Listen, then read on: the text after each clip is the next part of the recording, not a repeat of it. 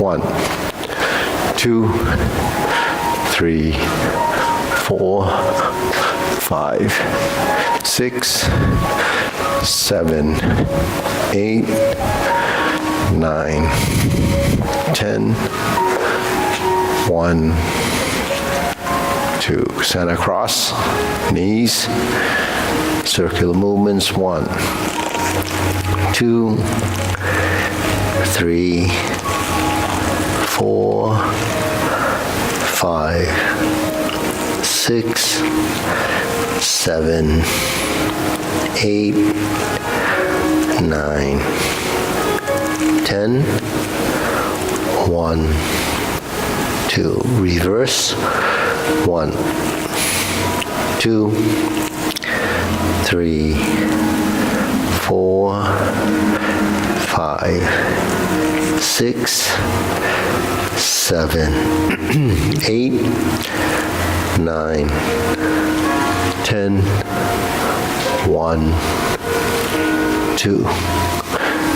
Okay, hands on your waist, neck turning, 1, 2, 3, 4, 5, 6, 7, 8, 9, 10, 1, 2. Back and forth, 1, 2, 3, 4, 5, 6, 7, 8, 9, 10, 1, 2. Center tilt to the side, 1, 2, 3, 4, 5, 6, 7, 8, 9, 10, 1, 2. Center bend, down, circular movements, 1, 2, 3. Reverse, 1, 2, 3. Center, hands up. Inhale. Exhale. Inhale. Exhale. Inhale. Exhale. Okay, spread your feet. Turn. 1, 2, 3, 4, 5, 6, 7, 8, 9, 10. 1, 2, 3, 4, 5, 6, 7, 8, 9, 10. 1, 2, 3, 4, 5, 6, 7, 8, 9, 10. 1, 2, 3, and stop. Center, stretch.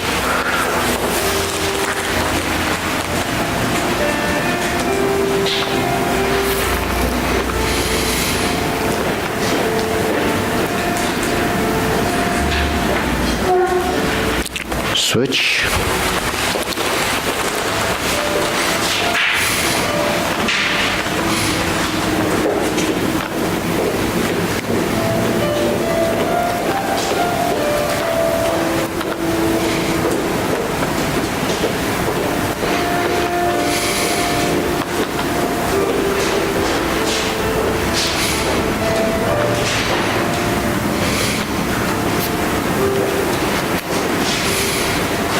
Switch.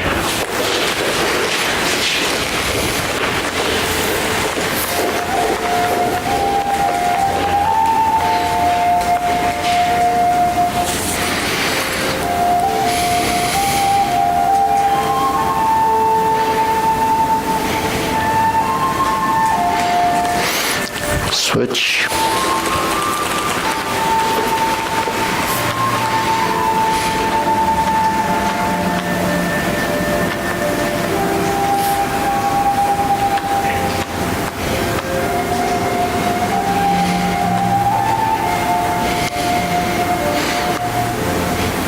Switch, straighten the front knee.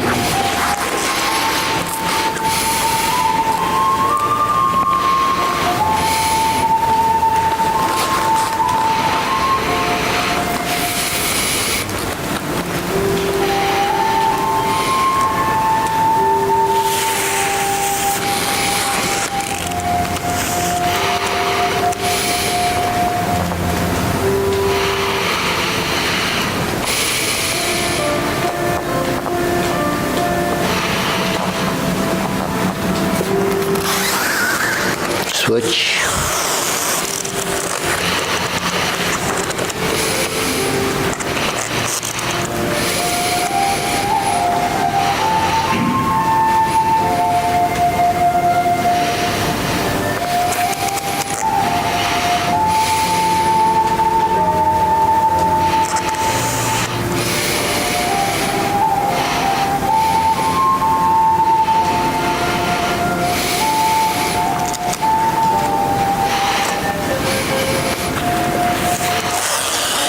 Switch.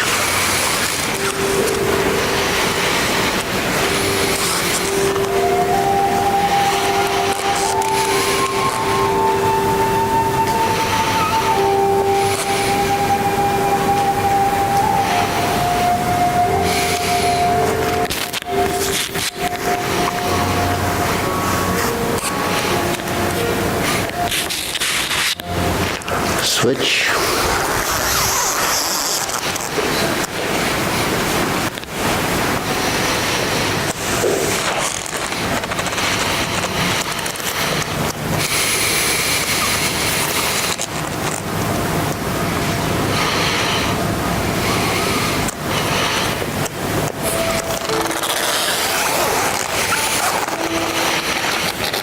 Okay, center.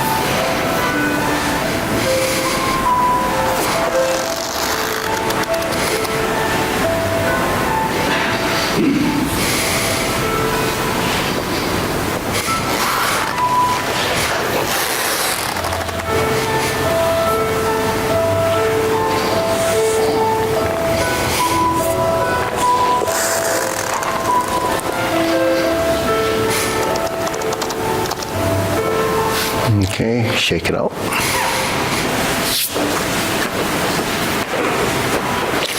Okay, deep breathing.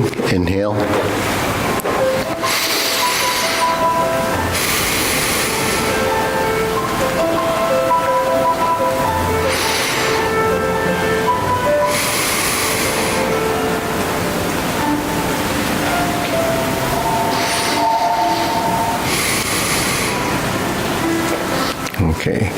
Hands in your waist, circular movements. 2, 3, 4, 5, 6, 7, 8, 9, 10. 1, 2, reverse. 1, 2,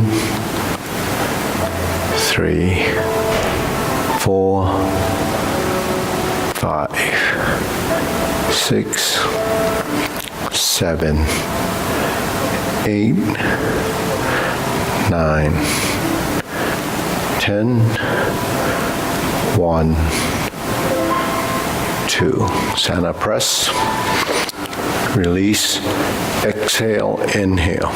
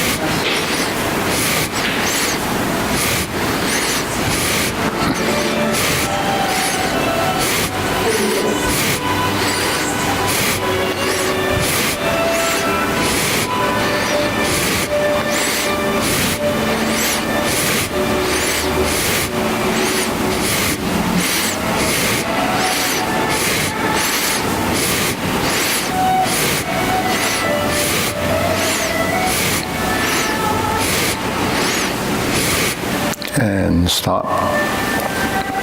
Inhale. Exhale. Inhale. Exhale. Inhale. Exhale.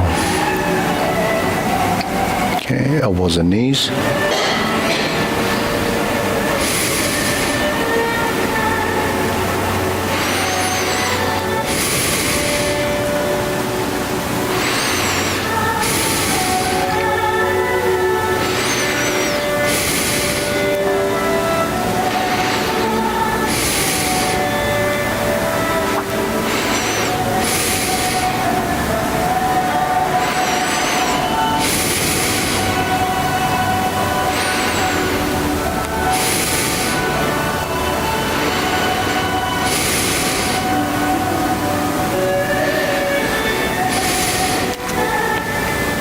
Inhale, exhale. Inhale, exhale. Reverse. Inhale, exhale. Exhale.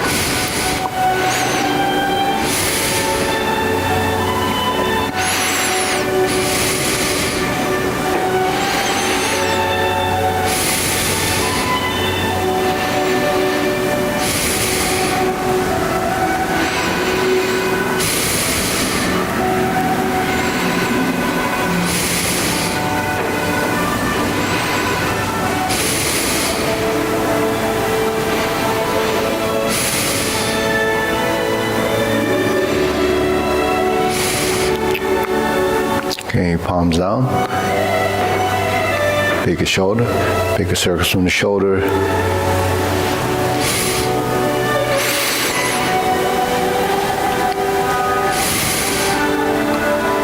Inhale, exhale.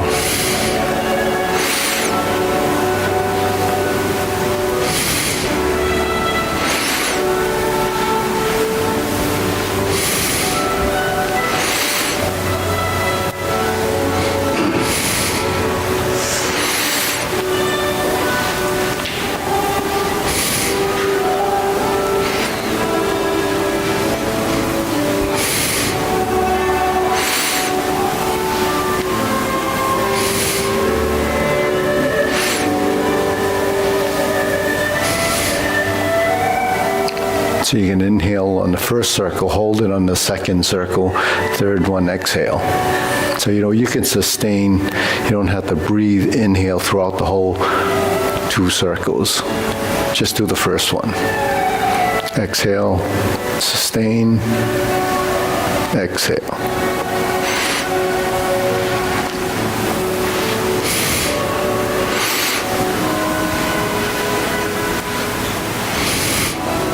Okay, shake it out, side to side.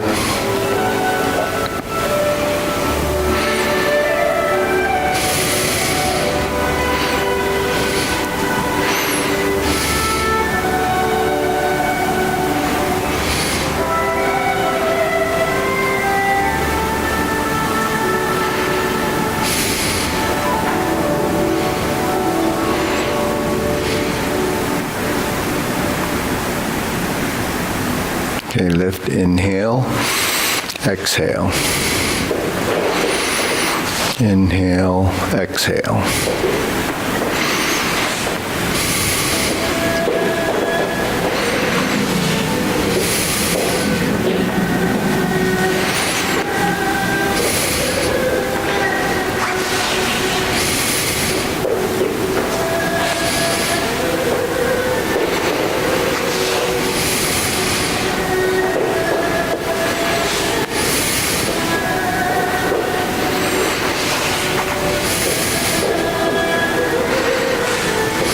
Okay, insert needle. Inhale, exhale.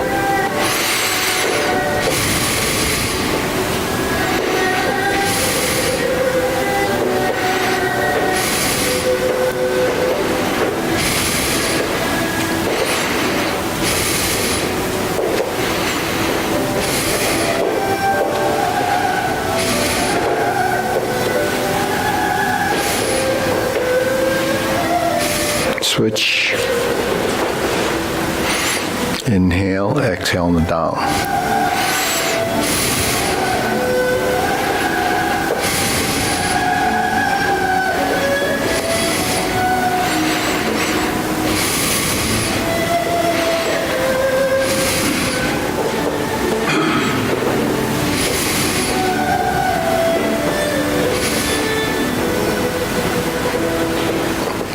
Okay, center.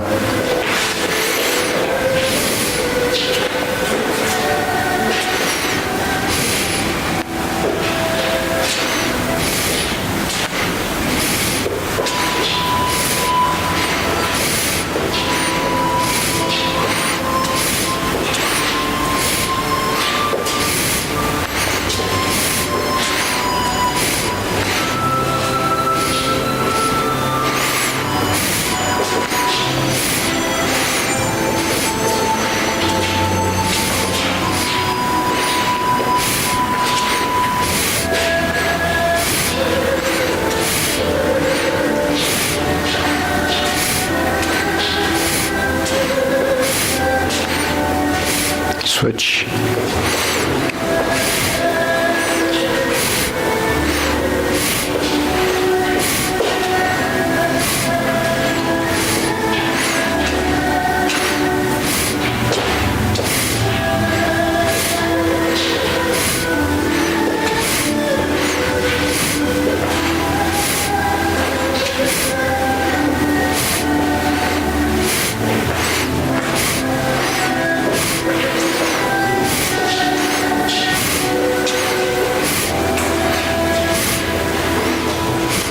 And center. Okay, side to side.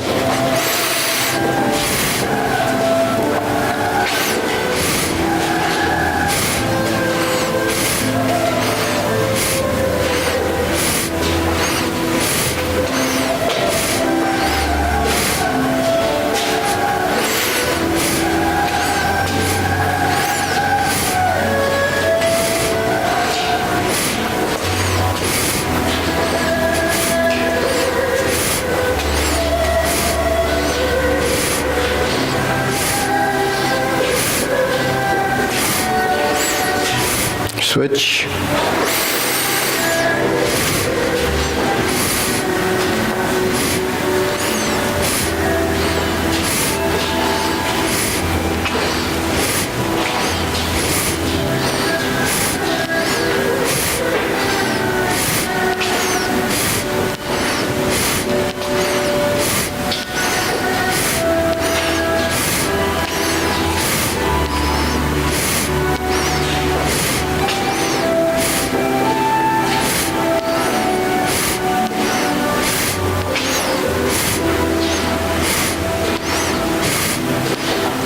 center. Okay, deep breathing. Inhale.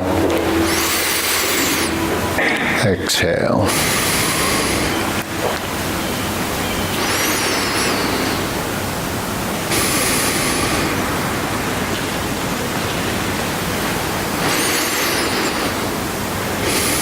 Okay, so grilling.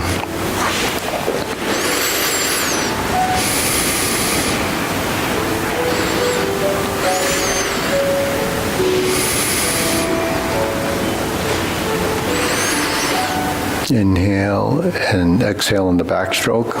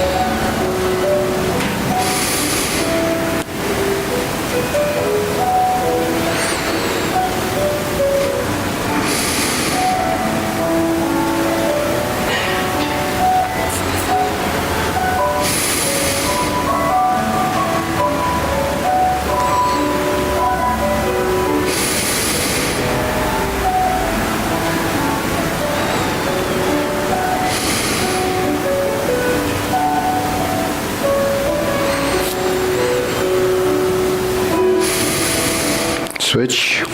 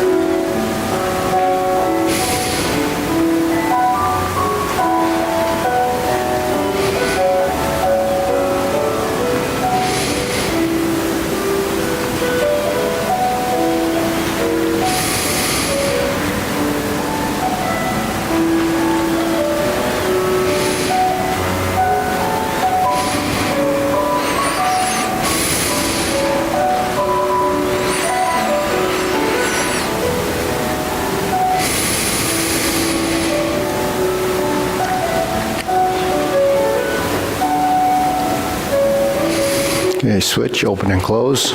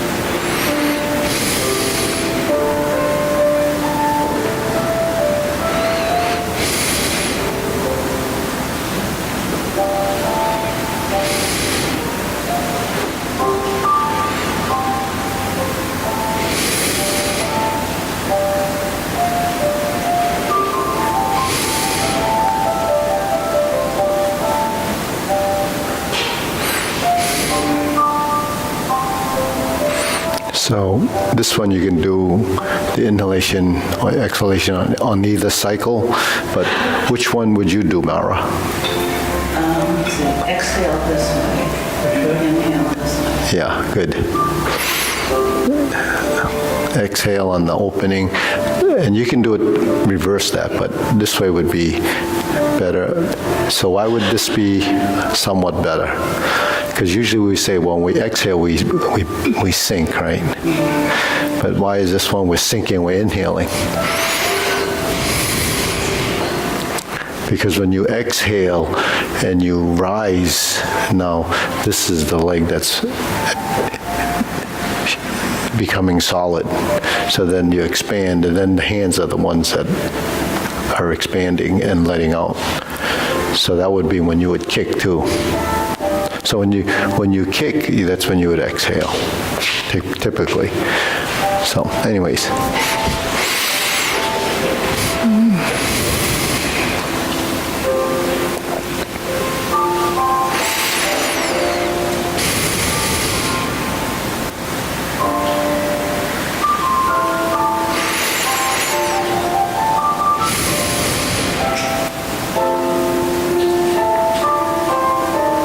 Okay, then what's next?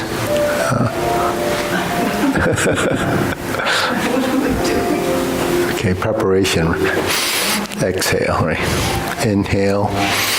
So this is your starting movement, so you would typically exhale on the down. Inhale, exhale, and then when you go into your first step, right?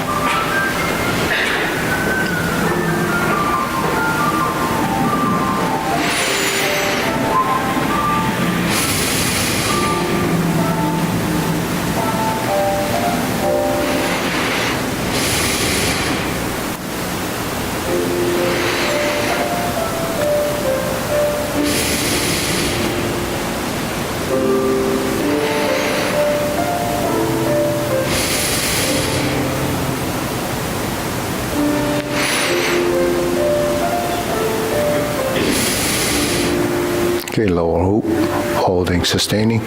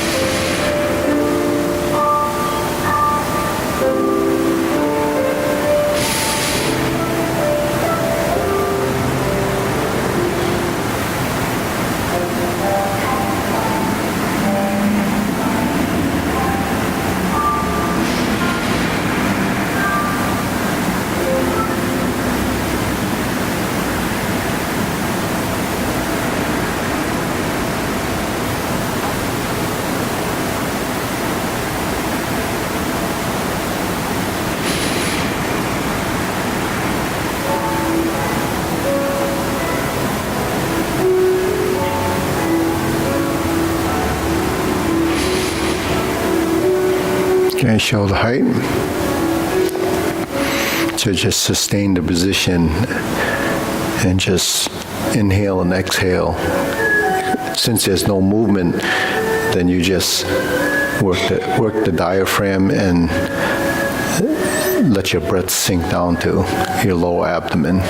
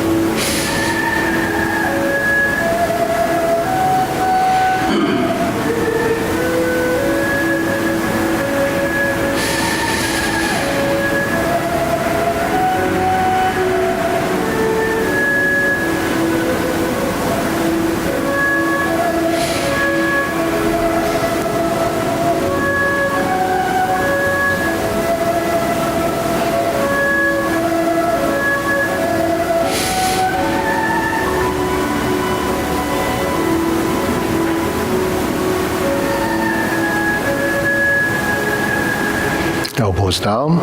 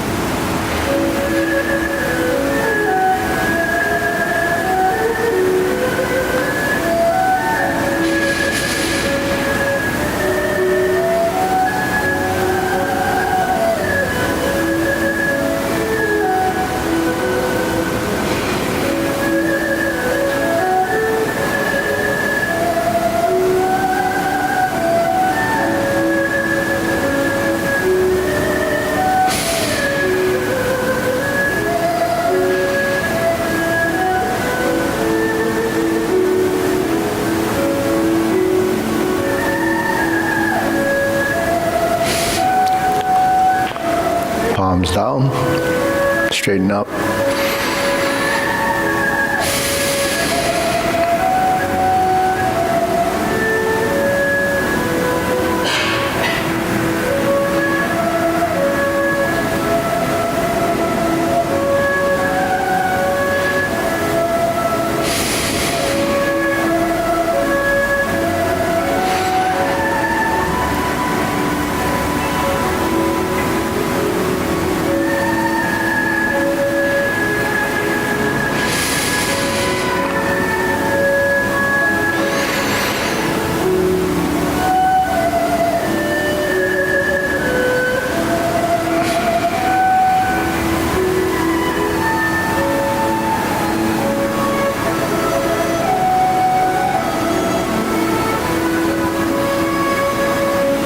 Extend.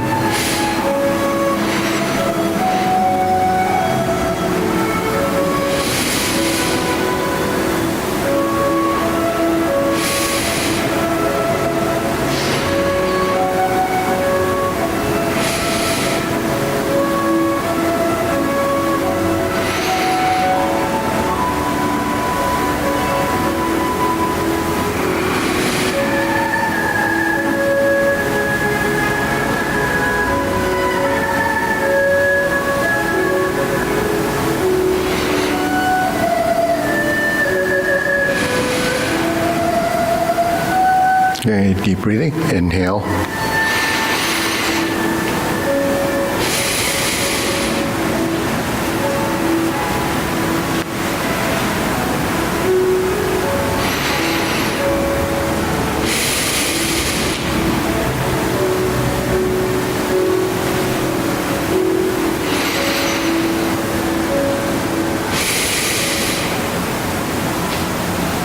Okay, diagonal flying.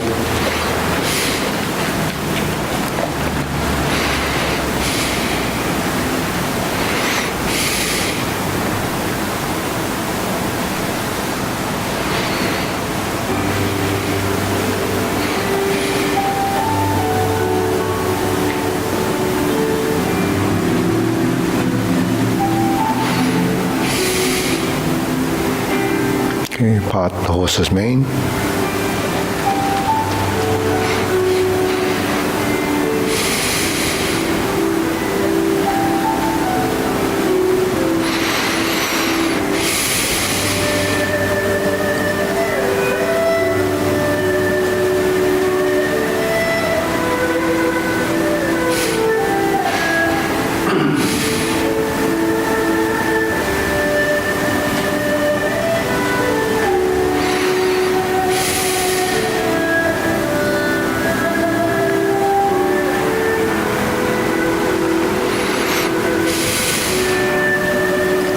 Switch. Diagonal flying.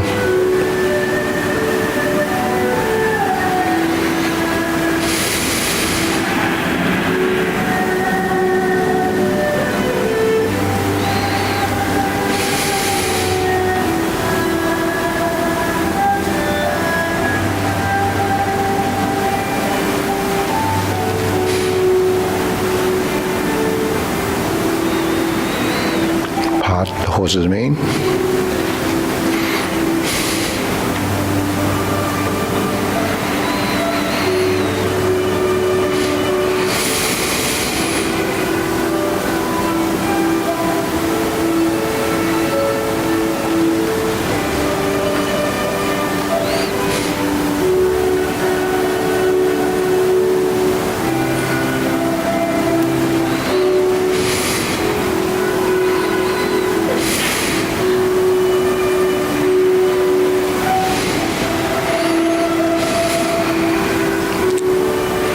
Okay, cloud hands.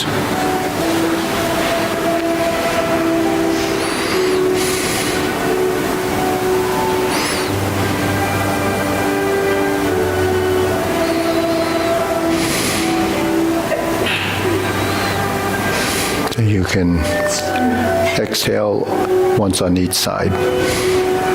So an inhale here, exhale.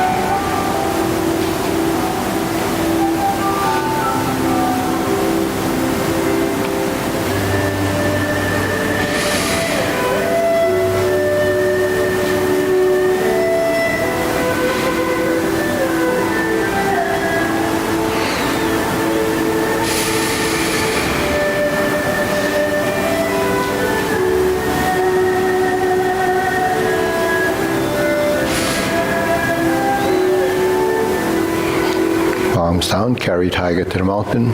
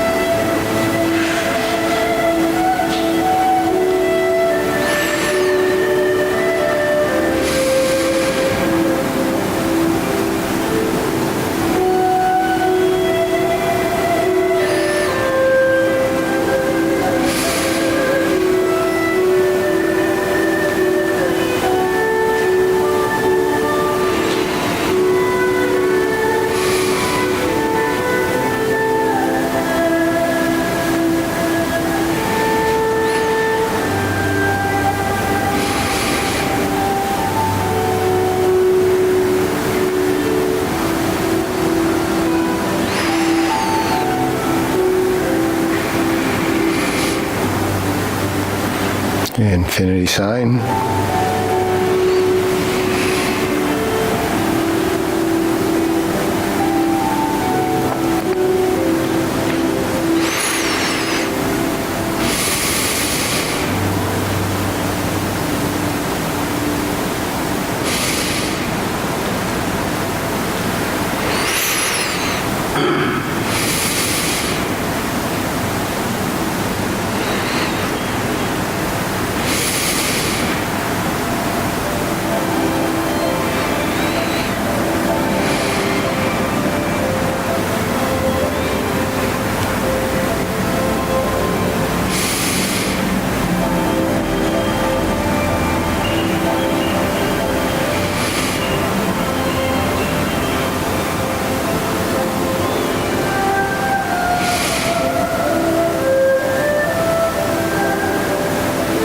Okay, form the fist.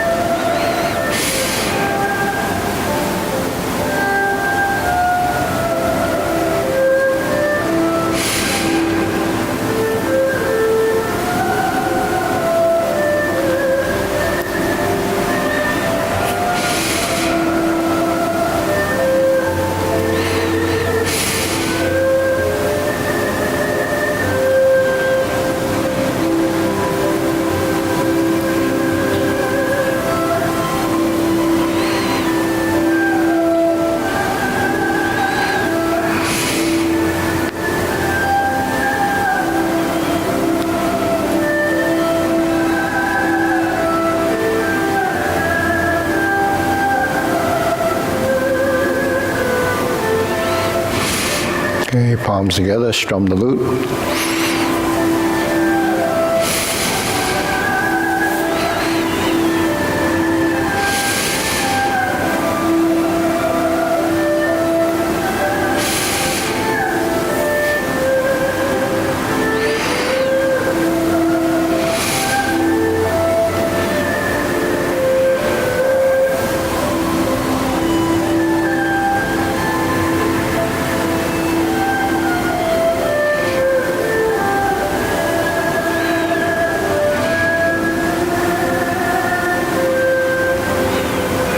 Draw the bow.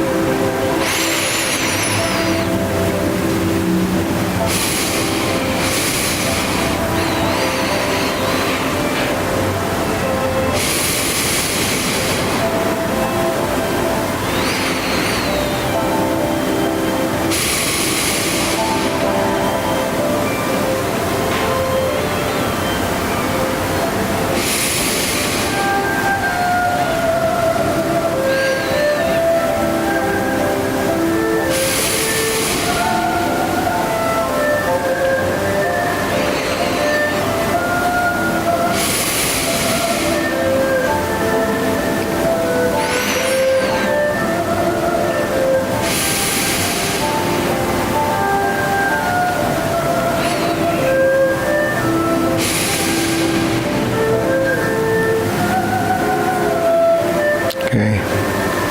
Fan through the back.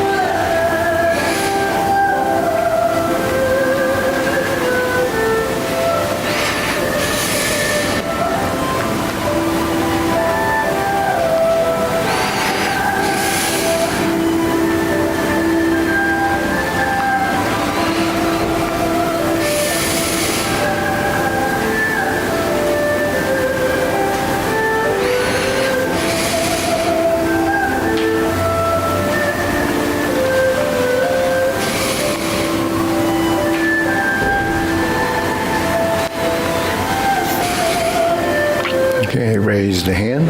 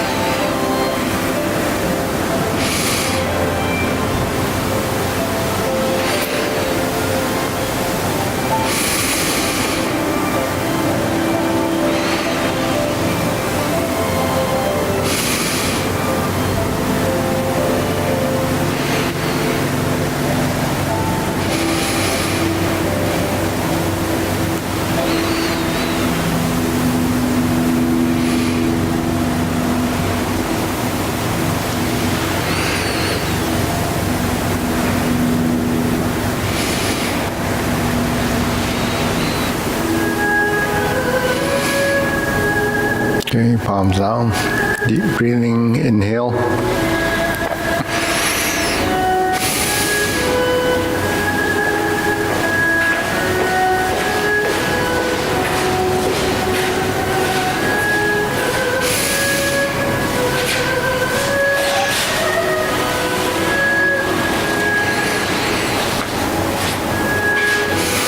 Okay, short form ready, preparation.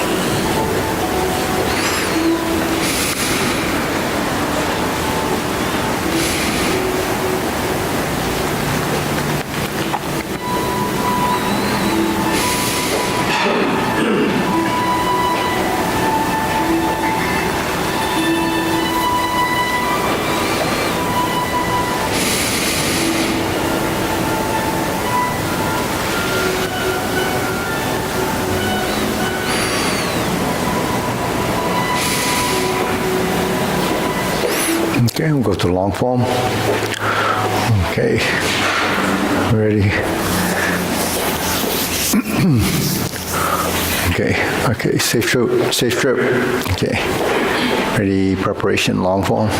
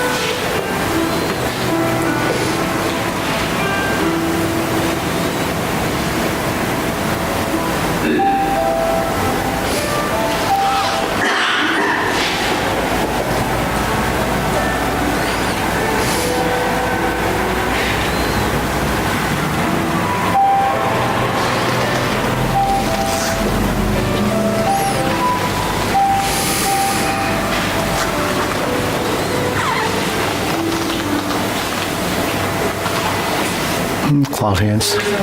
Third cloud hands. Whoops. Jumped the gun.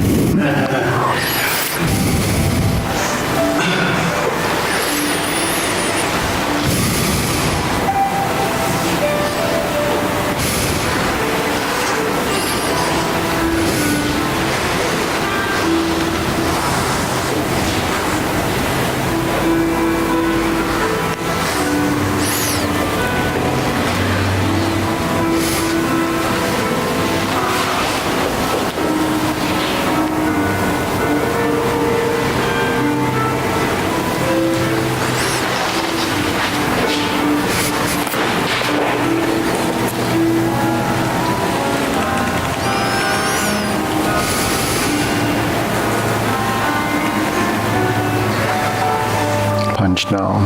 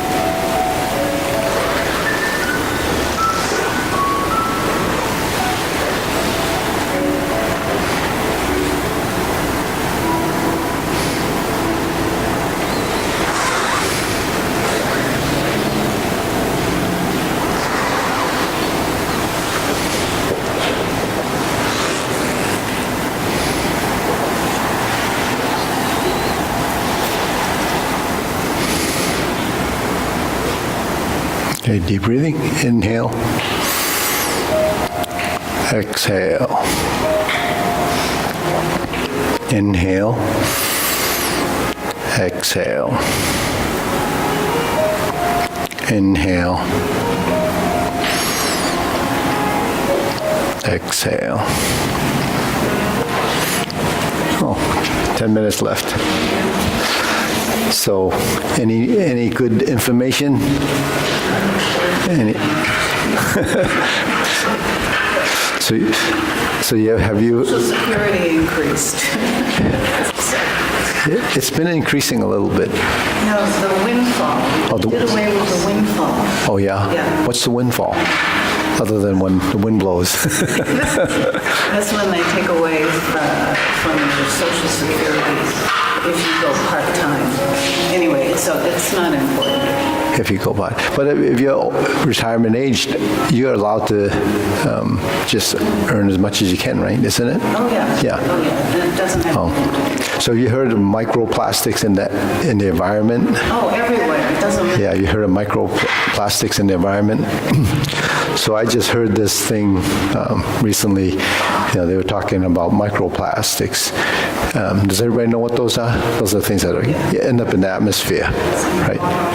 And Yeah, everything plastic, but it ends up in your body. And well, before they were talking about it in the air, because all the plastics that are in the ocean, they come, slashing around, and they break down these micro things. So they found when they did the study on the human that there's a lot more in the body now. But then what they found that was pretty interesting, but it doesn't. They're not saying that that's what causes it. But people with Alzheimer have more plastic, those microplastics in the brain. Wait a minute, people who what? Who have Alzheimer. Oh. It shows up more, and the justification of that is because the brain doesn't have a filter. It's not as much in the kidneys and the liver as much as because it gets filtered out. So how do you avoid getting microplastics in your system? Not use plastic. Yeah, so you know what? They suggested not drinking with bottled water that comes in plastic. But a lot of drinks come in plastic, so that's maybe one thing to avoid. But then everything else is in plastic. Everything is wrapped in plastic, right? Not the water from our faucets. Huh? Not the water from our faucets. No, well, that's another story. Some people don't like, the chlorine. Some people don't like the stuff with the fluoride. There's always. That's RFK latest fluoride. Well, the fluoride's been around for a long time. Yeah. You taught us sign the bills if you didn't get rid of it. Yeah. Well, some people say fluoride, this is before even him, that fluoride in the system, because it's in there, it's good for your teeth. But everything's a chemical. You don't know what it does to your body. You use it anyways. When I make coffee, most people filter it. I just use it because I'm boiling it. So when people drink tea, the other thing that's bad is tea bags that come in the plastic, in the tea bags. It's better to use loose tea instead of using the bag, unless the bag is made out of cotton or something. But they make a lot of, what's that? You said good news. I thought you were say that. Any new? It's good for you. Oh no, new news. I meant new news. So. Well, that explains it. Well, that's not necessarily true, But I know, like in Asia, a lot of people drink with plastic bottles all the time because before water wasn't good, so you had to drink plastic bottles right? But now people just want to stay hydrated, so they just keep drinking. They have those stainless steel jugs that they leave here all the time. So we have plenty of cans if you want them. They're sitting in the corner there that people don't take. And then there's a yellow one there that someone left. So if you don't mind washing it and then taking it home and using it, you can do that. Otherwise, we're going to sell them on eBay. So anything else? How's the breathing working when you do the form? It's actually very helpful when you were pointing it out. Yeah, so those are general rules of thumb, but really depends on, you can customize the breathing based on what your movement is doing, but you can see that if you tie the breath to the movement, then your movements will be elongated, and you can try to coordinate the breath and the movement, so that becomes more of a Slows you down. slows you down, and So the out breath should be at the end of each posture? It should be at the end of the posture, depending on what you're doing with the motion. Like generally rule, like when you strike, you would exhale. But in the form, you don't really strike, except for, so anything like a push would be like an exhalation. Like when you press down, there's an exhalation. But it really depends on your intent of the motion. So even like, my question is, so you do rollback, it should be breathing in, but a rollback can also be a pull down. Yeah, so in a rollback, typically you would exhale. Oh, you would exhale? You inhale, or you exhale. Then when you finish this on the way back, you inhale, then exhale. So your breathing would slow you down before you don't rush back. But even if you were actually using it as a pull down? Well, if you did this, you inhale and you exhale, then you inhale. then you exhale, then you would go up again during the inhalation, then you would inhale, exhale, and then you would step down. Now, sometimes if it's too quick, you don't have to breathe. You can sustain it a little bit, you know. You have enough energy in your system to do lots of movements without it becoming aerobic, especially those, because it's gentle. Now, if you're doing something that's very aerobic, you have to compensate for how much physical force you're using from your muscles and so forth. But you have a storage in the cell to produce enough energy for small movement. So that's what explosive movement is. It's really energy from the stored. It's not an aerobic thing. So you can generate several strikes without actually, you know, requiring a lot of energy. But you can still exhale, but it's coming from another source. So. Kicks are an exhale. Yeah, typically, that would be an offensive move. Your offensive move would be an exhale. But you're kicking slow, so you're just doing that. You're just going through the motions. But it still requires, you know, some control. You have to Stroke down, that's an exhale. yeah, stroke down, yeah. And then this is inhale, because you're opening up the chest and the air. Oh, would be exhale. You're doing part the horse's mane. Exhale. That's an exhale? Yeah, because you inhale, exhale, then you inhale, then exhale. So that's why you have to customize it to what your effort in the movement is. Oh, what? Well, it could be defensive motion, but you're using it offensively. Yeah. So it's, you know, it depends how you might just use it to connect, but then when you do this, then it becomes the physical force. But you're doing a form, so it's you can regulate your movement with the breath. Now, if you're using a lot of strength, theoretically you should exhale. You don't want to hold your breath. And if you're trying to use some effort and you inhale when you're doing that, it's going to throw off your timing. You don't want to inhale when you're actually pushing out, or in this case, you're turning your back, and then you're straightening your legs too. So your exhalation might not be that, it might be through your legs. But I suggested that you use your arm movements as sort of what you're regulating your movement with, and then the legs will be part of that, because your legs and hands should theoretically be coordinated.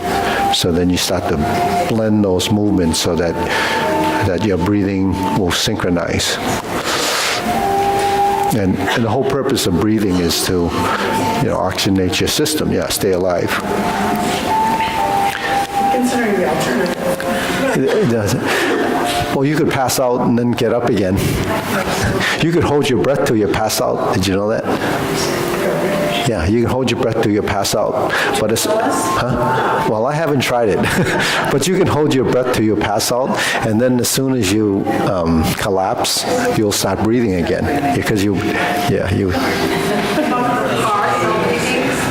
Can the heart stop bleeding? No. Heart's always bleeding, beating. Not bleeding, but beating. Some people's hearts are bleeding. Oh, well, that's called a broken heart. Exactly, that's what I'm talking about. How to mend a broken heart. That's what I'm talking about. Oh, what a bloody mess.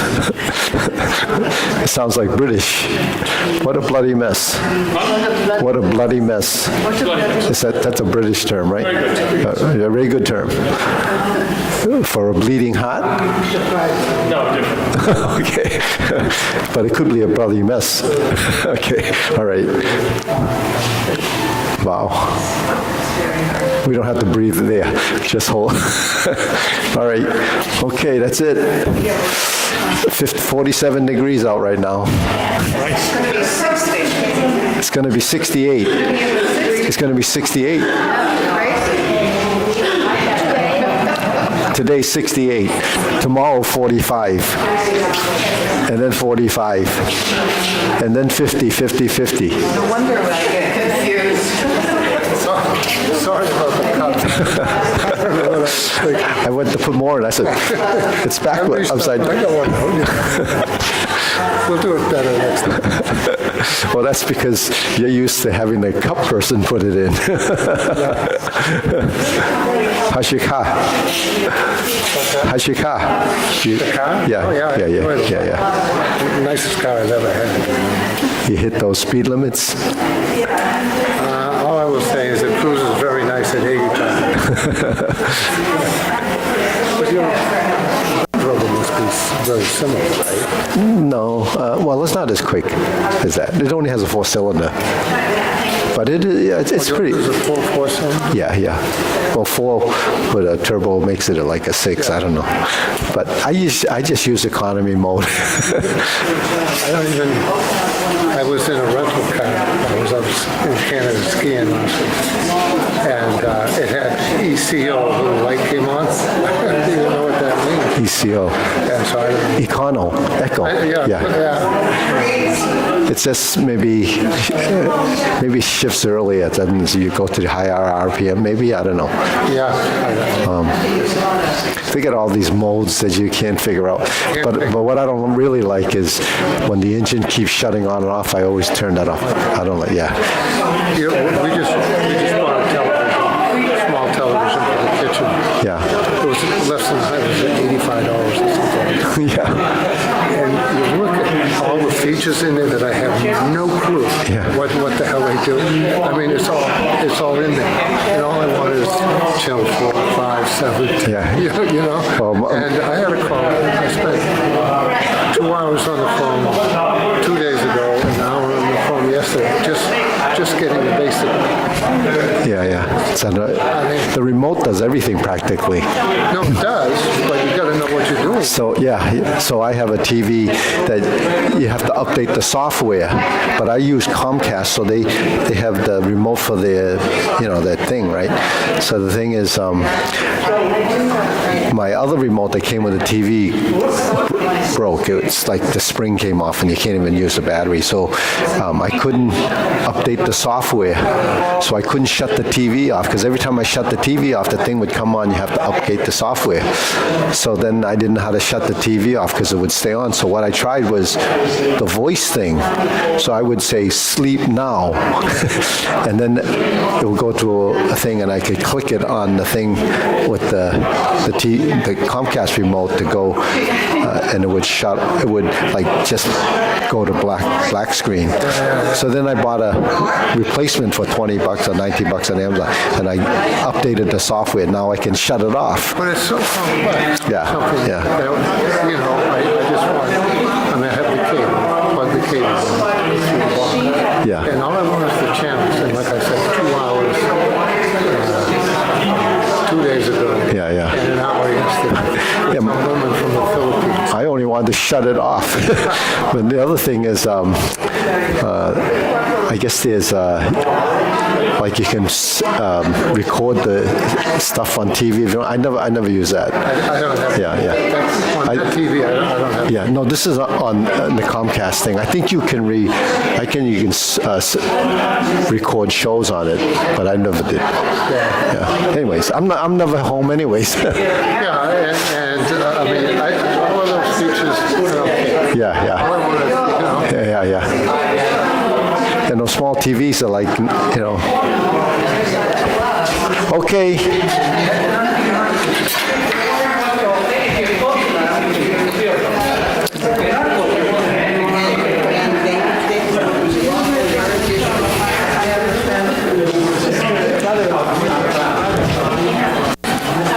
I know, we'll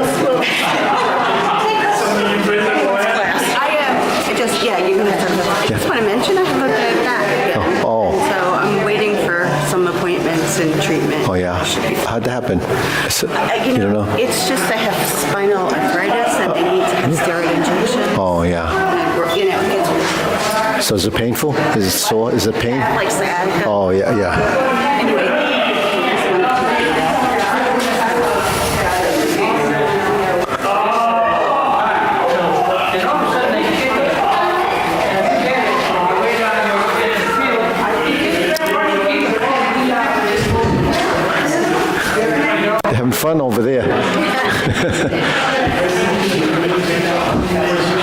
Okay.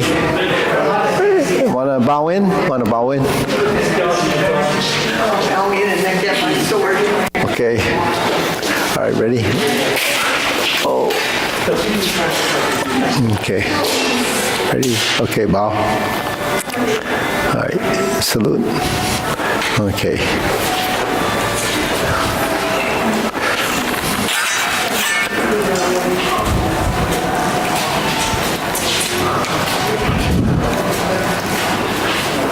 Okay.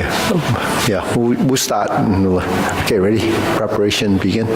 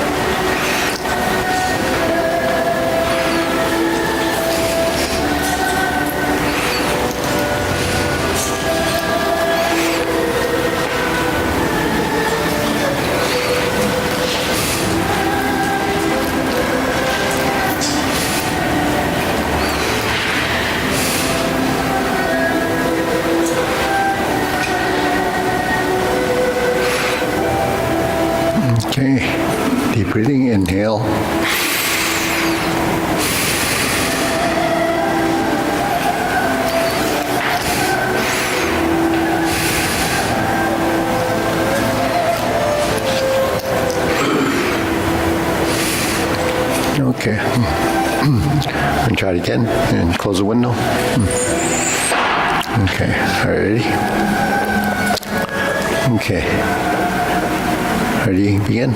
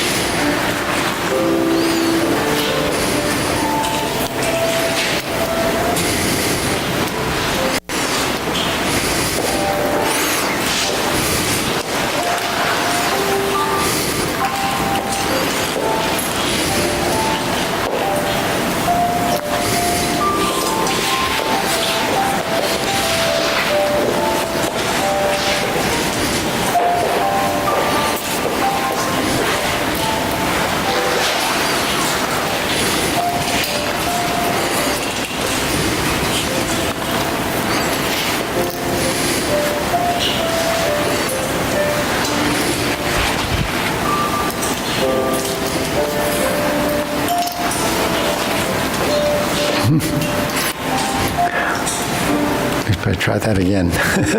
So try that again from here.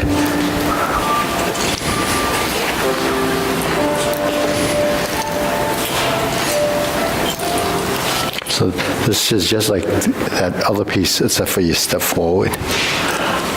Yeah, for closing.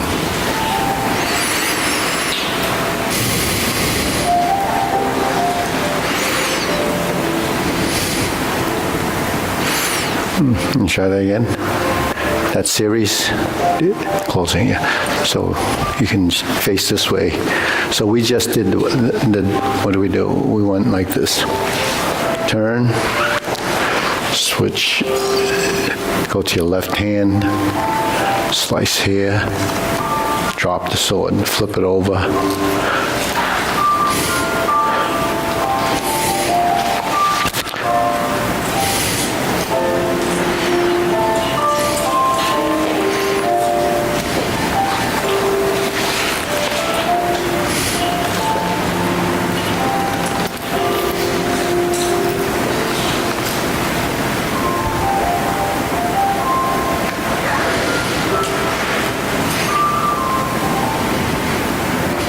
Okay. Want to try it again? Are you okay with that? Can we do that part again, Steve? Yeah. Do you want to come this way a little so we can work the mirror? Yeah. So So I can see. we just finished we did that. Then we're here, right? Then we spin. Switch to the sword left side, sit back, flip it over, like diagonal flying, come in, cut to the waist, go over,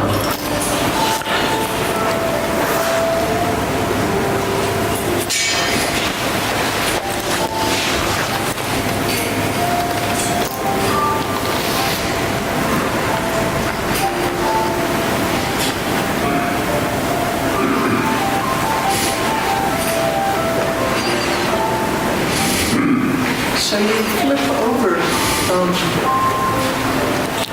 you flip over on this side. I think I've been flipping over here. Just sit there. No, I can't get it.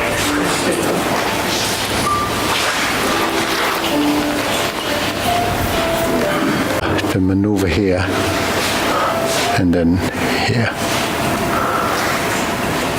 Well, after the hold, you change the hand to here or here?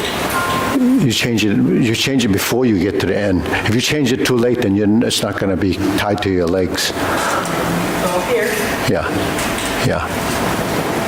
Because if you're here, and then you switch, you don't have any more movement, right? So you have to go like this, and you spin, and then slice. Then when you turn here, then you're here.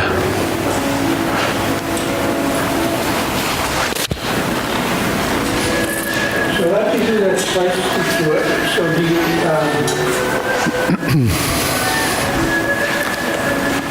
so after you do this, does the sword just switch over like that? Now bring it back down. I shift back this way and then come back again. And then you drop it. That way? Yeah. So you're here, right? You can go like that. That's just that I have an additional motion here. Yeah, because I see that I'm out of time with you. Doing that. Yeah. I'm ahead of you. So I think it's just.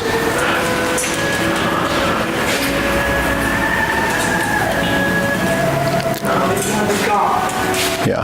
So when you first learn it, I mean, I think everybody, the movements evolve a bit, and then the timing involves a bit. But the important thing is that this is your center, right? So if you look at the movements, if I go like this is my center, this is my direction of movement. So I'm here. Now this is a side position, but then when I turn, I'm here, right? So this is my center. I flip, and then I switch hands, and then it's here. Now it's on my center here. If I turn like this, and I turn like this, it's all timed to your rotation of your body. Now, if you do it like this, and you do it like this, that's okay too. But just that I do it like this, so you still have to synchronize your position. You notice the movement's always still coming from your center, and you divide the two in half, just like diagonal flying comes like here. So all I'm doing is I come back to hold the ball, essentially, and I spread, and then I come back to center, and then if I chop to here, and I turn to here, everything is still tracking your center. It doesn't leave, because everything's formatted to your position here. Because you're moving, that's where your body has trouble tracking the movement, because it leaves the space. So how your legs move and how your body moves really depend on how the perspective of position relative to a space and you. Now when you add space and dimension, then the relative position becomes more complicated to integrate. So, the first part. So when you're here, then I turn. And then I hit the home run. That's how, right? Just as one hand, right? If I'm here, it's just like swinging a bat.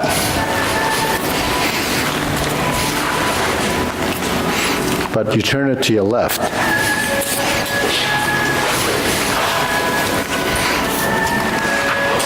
Now, then I turn to here. Then I turn to here. So it's just trying to track where your body's going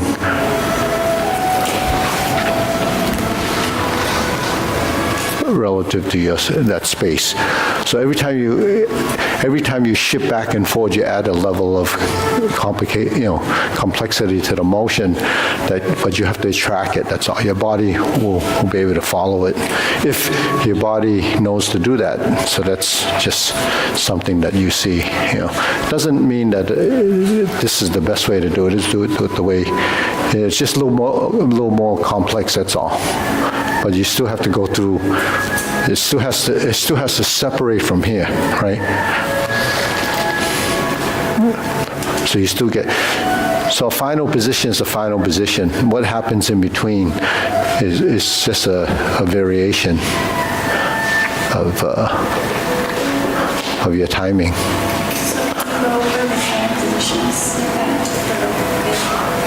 So here's a final position. You're in the corner, right? And then here's a final position, like a diagonal flying with the sword. And then when you come in around here, here's a waist cut. There's a waist cut. And then you're here, and then this position ends up here. And then you bring your sword to here. And then you turn like a brush knee. And then you turn.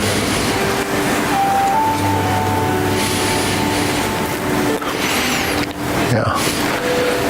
So everything you do, the more you do it, the easier it is to adapt, It's like you watch these cooking chefs, everything's so easy when they do it, They spread all the ingredients out there and they just boom, boom, boom, boom, boom.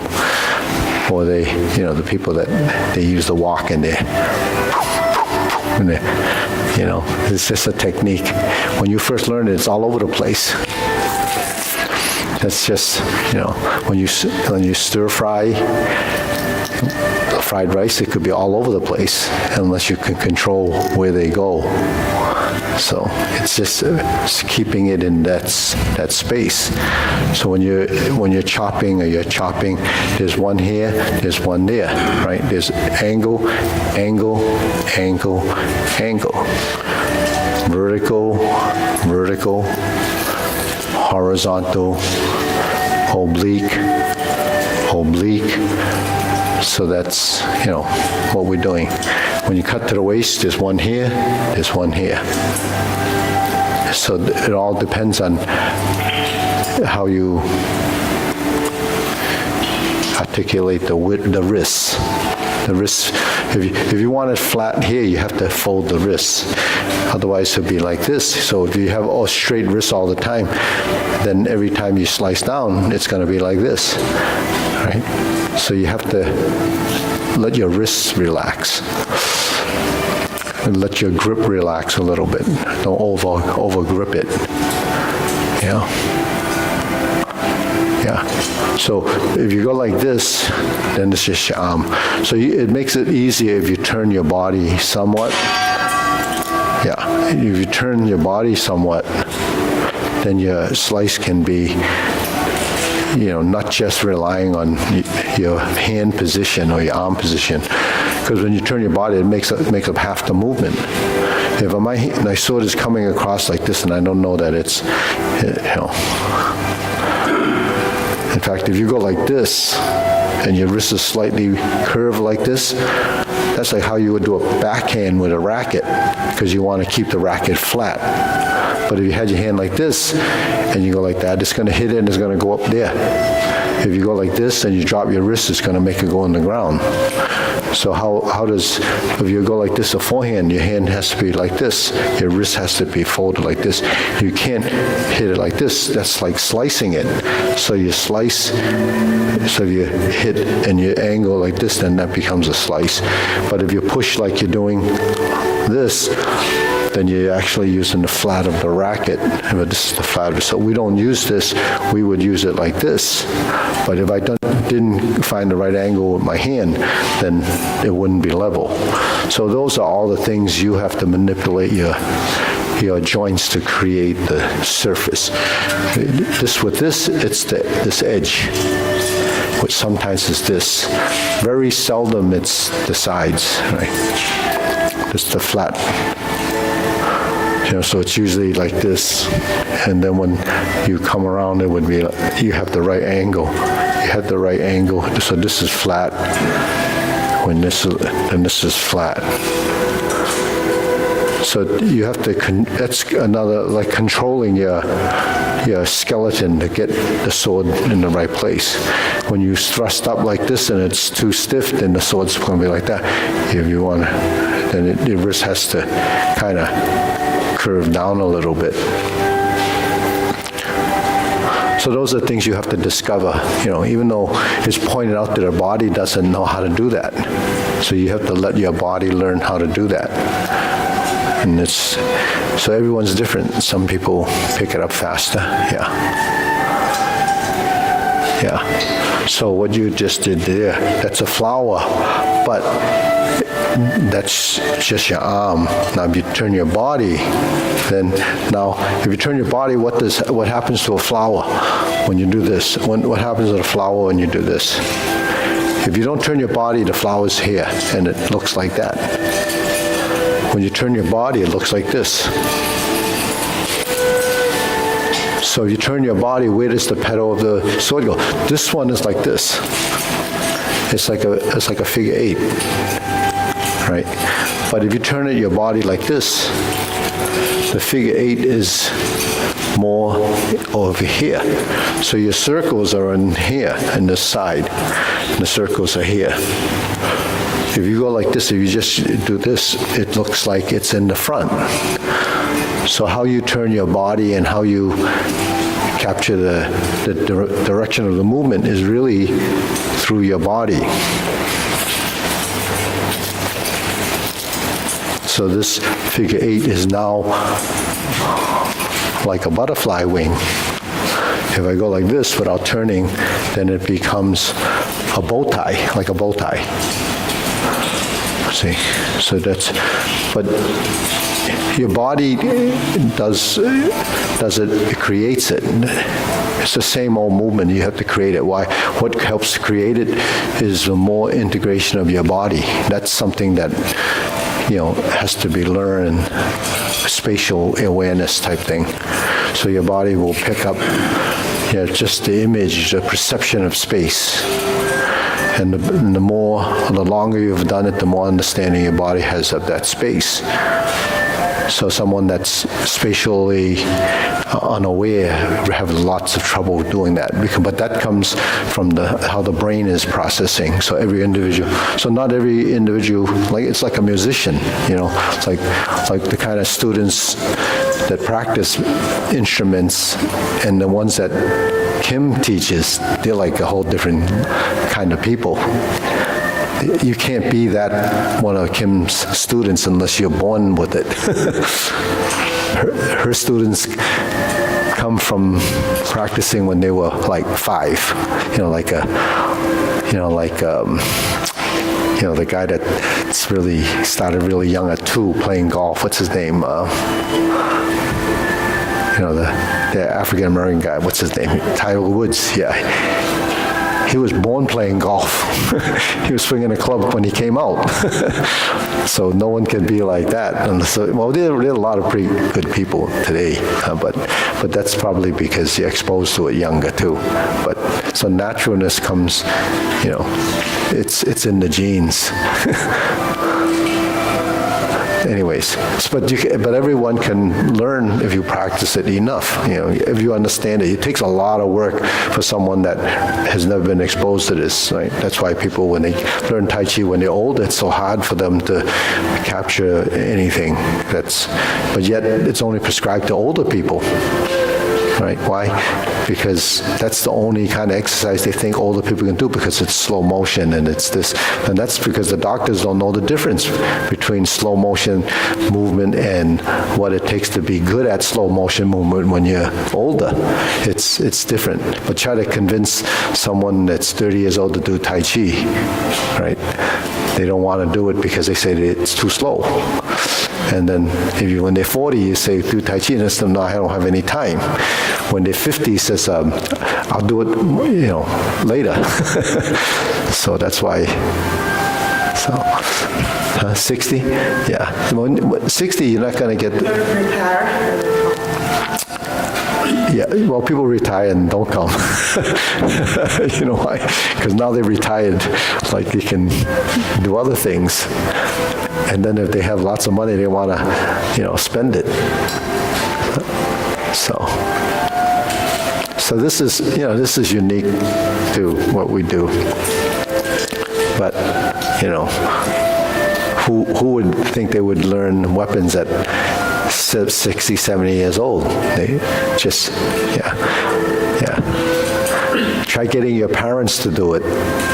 It's like pulling teeth. They don't want to do it. It takes too much time, because they're just, I can't learn it. Because people don't realize how you learn it. How about Tai Chi ball? Tai Chi what? Ball. Tai Chi ball. You can't do the Tai Chi ball unless you have pretty good movement. Yeah, if you don't move correctly, the Tai Chi ball is not a Tai Chi ball. Yeah. You can hold the ball, a beach ball. You can do a beach ball, just hold it, but you don't get any movement. You can't reverse the ball. You can't turn it and flip it. You can do the Tai Chi ball without a ball, actually. You just turn your hands, reversing the ball. That's all you're doing. It's imaginary. You can hold a ball like this and just wrap the top of the head, just like you do to your grandchild. Just rub the top of the head.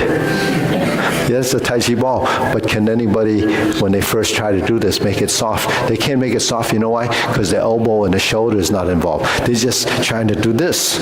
So it's harder than harder. Well, Tai Chi ball is a training tool, but the Tai Chi ball is the same movements that we have. So what came first, the Tai Chi ball or the movement? Actually, the movement came first. They thought they would use the ball.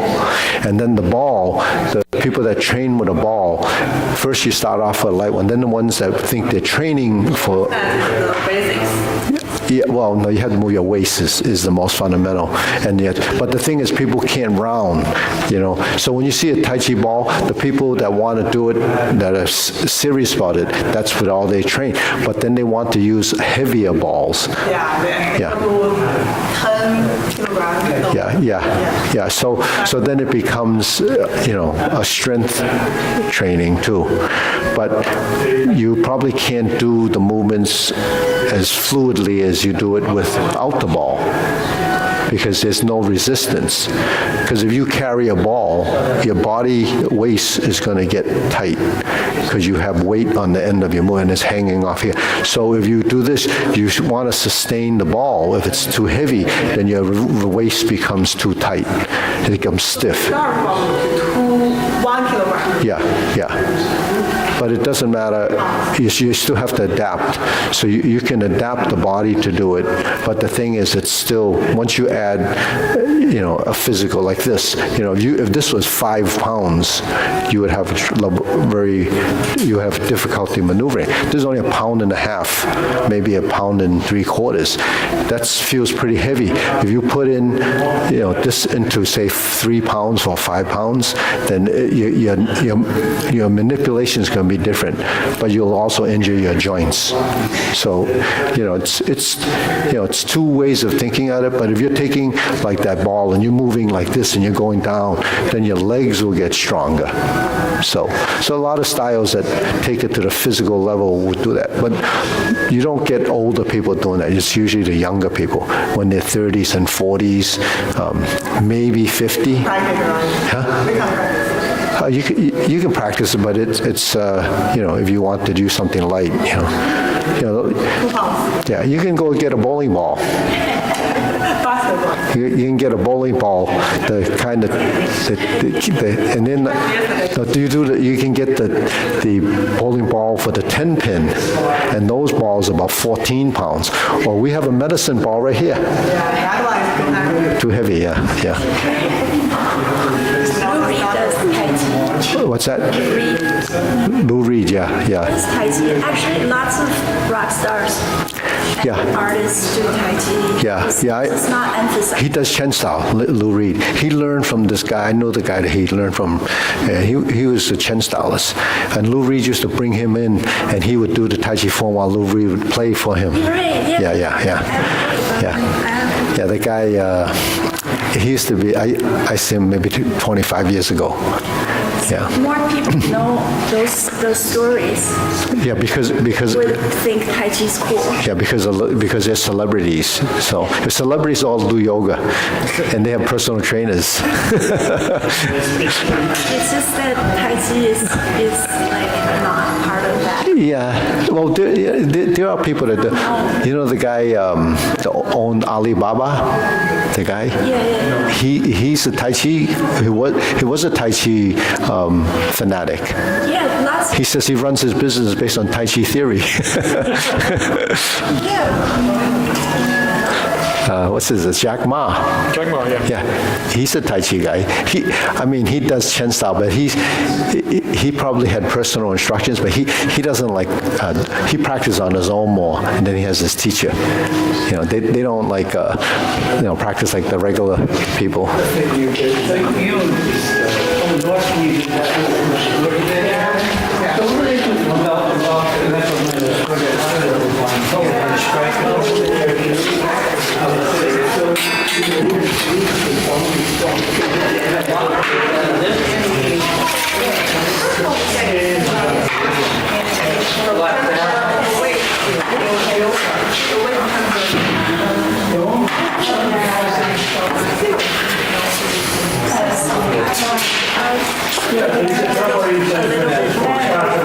Do a little bit more, yeah. I learned a little more on the video. Yeah, okay, so you would practice what you did yesterday, and then I'll go over a little bit. I'll go to straight sword with them once, and then I'll do, yeah.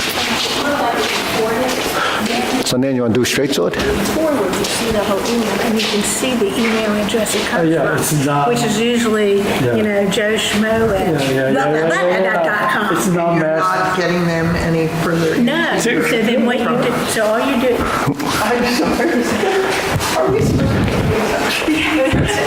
Well, that's email advice when you get a lot of spam. A lot of spam? Yeah. A lot of spam. Okay, ready?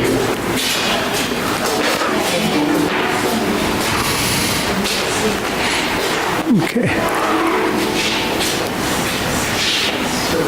Okay, ready? John, we'll go.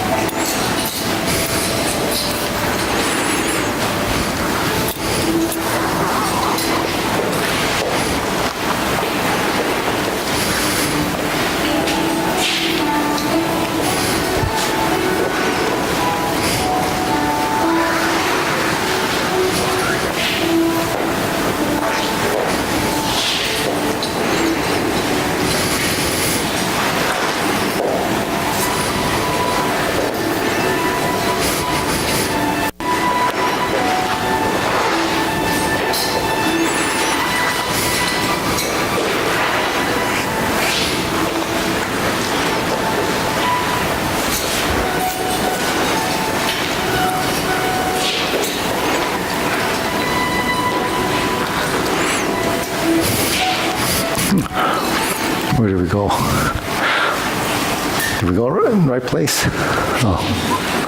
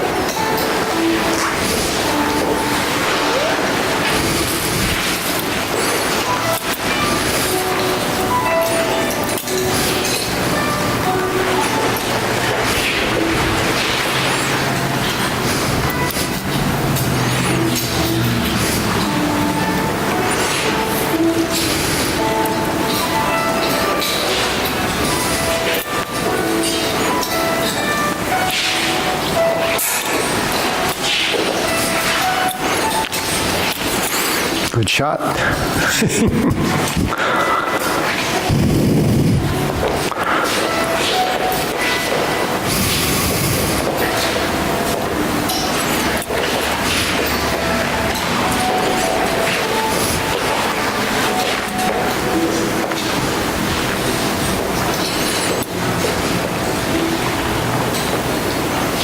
And then pull back.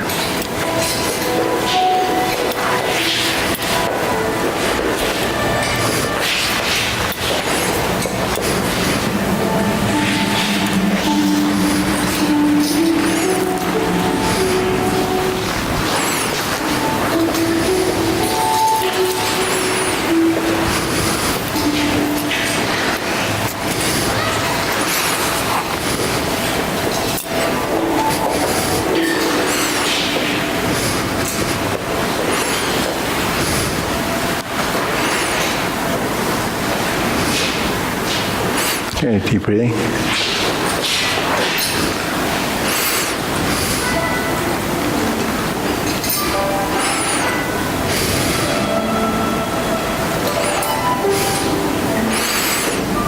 So you can run through that again, yeah. What? You can run through it again. Onion, you want to come up here? You want to come up here? Yeah. You can go through it again. Ready? Yeah. Yeah. Okay. Ready? Go. Go through it. Then where did you left off at the at those spins?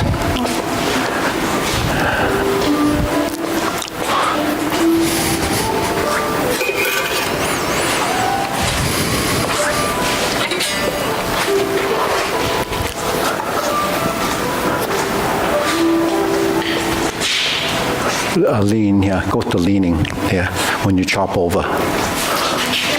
Yeah. Then you do the 3.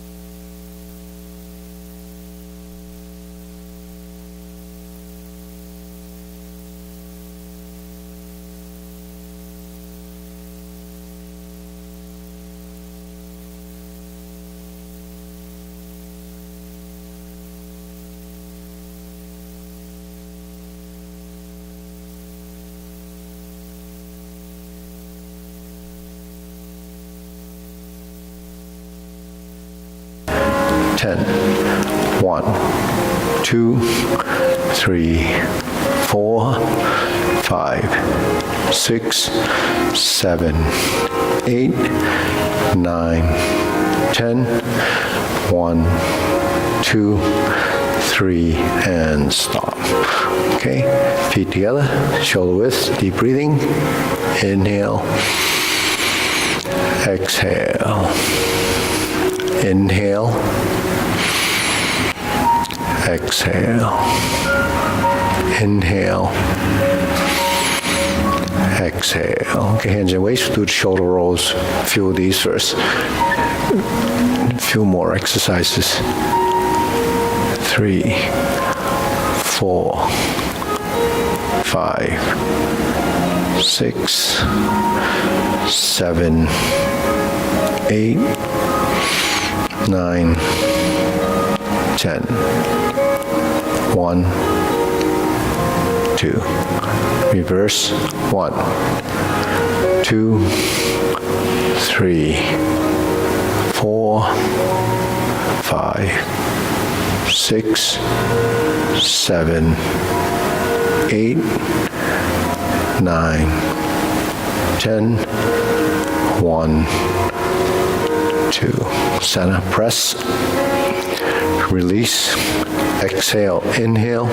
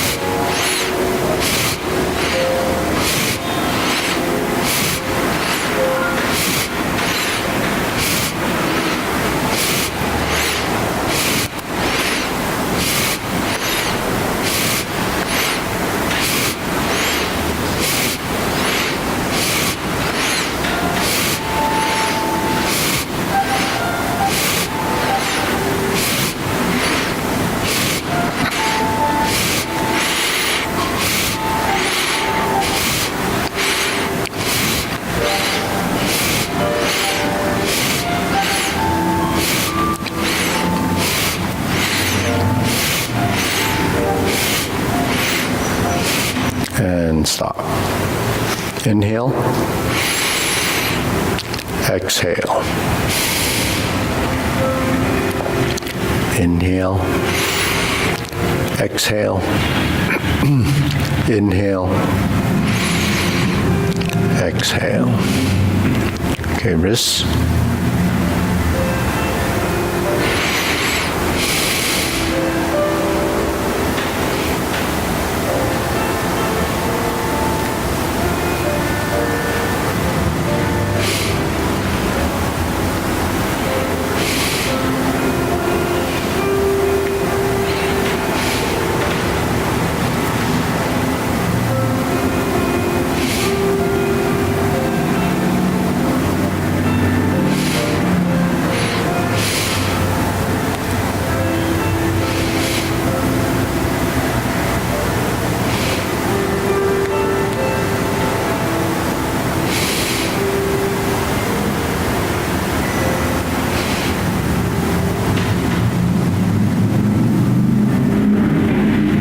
Okay, reverse.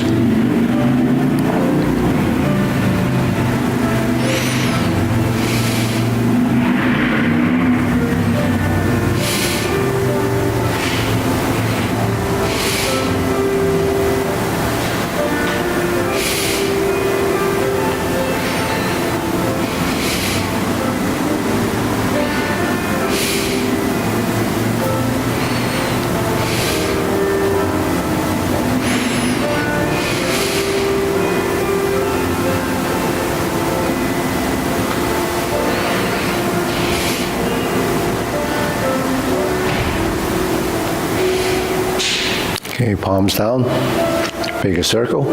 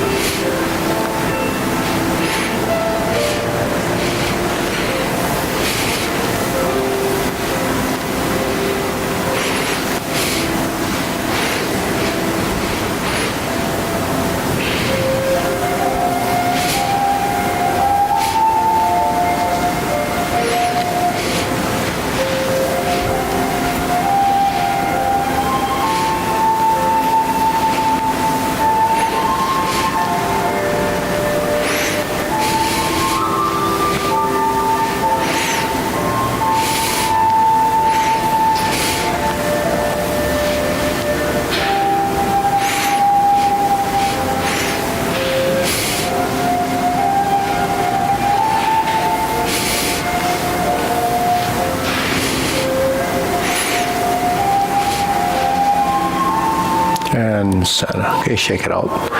Deep breathing, inhale. Exhale. Inhale. Exhale. Inhale.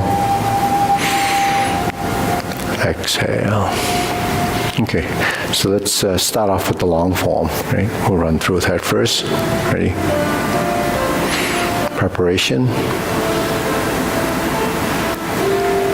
Step up. So left foot forward. Yep.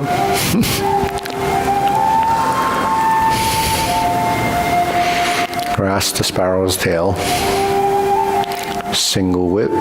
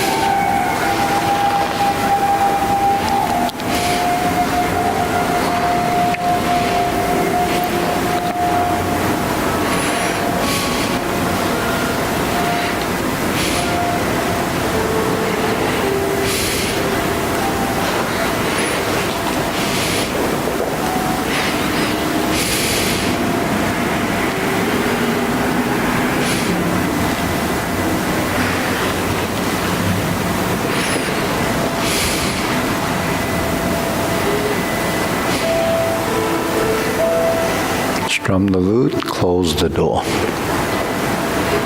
Form the fists.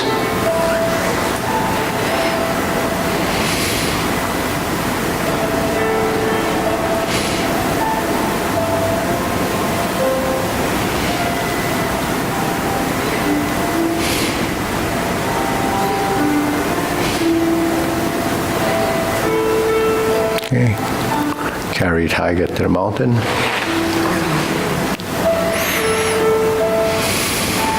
Cross hands, obliques,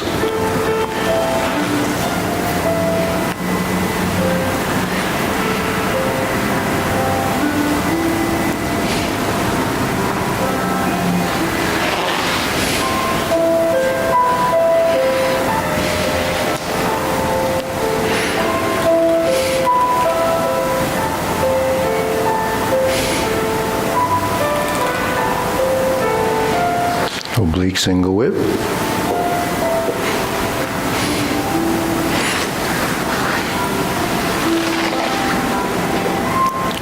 Fist under elbow. Repulse the monkey.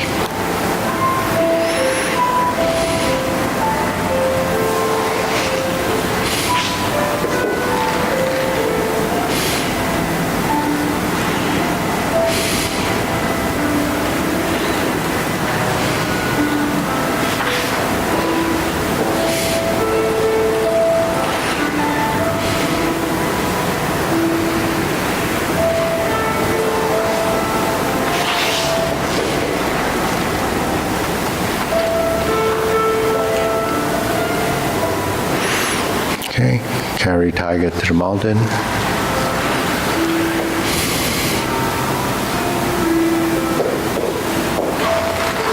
Hold the ball, shift, diagonal flying. Shift and step up, press forward, raise the hand, bend from the waist, stork flaps wings, brush knee one time, the insert needle.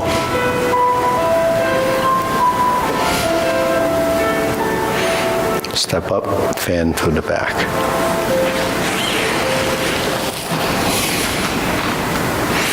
Turn, parry and punch.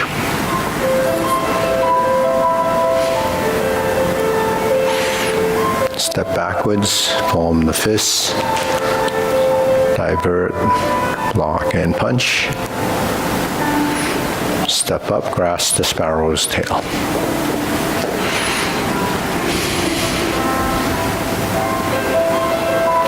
Single whip.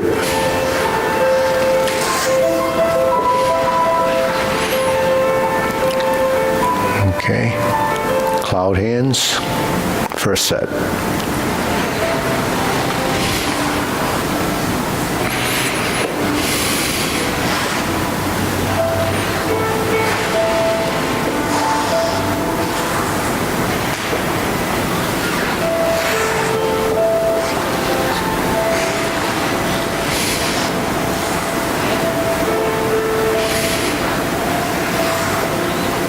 Single whip.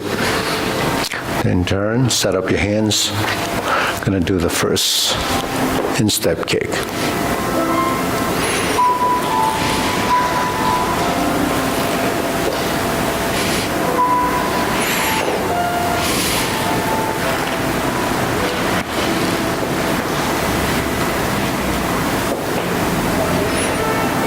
Turn, heel kick.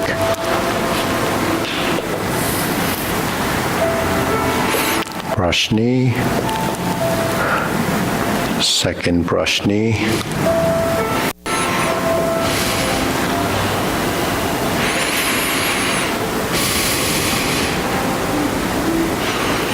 planting punch, turn, parry and punch, step up.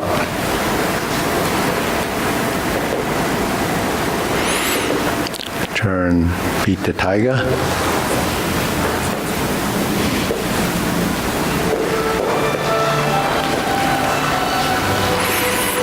Right corner, left corner rear.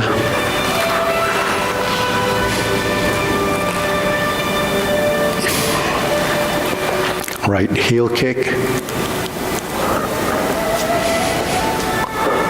Two punches to the ear. Flip it over, fold, parting leg, turn. Flip the hands over, left hand on top, parting leg. Okay, stroke down, parry and punch, form the fists, punch, divert, block and punch, cross the arms, leopard and tiger springs to mountain. Carry tiger to the mountain.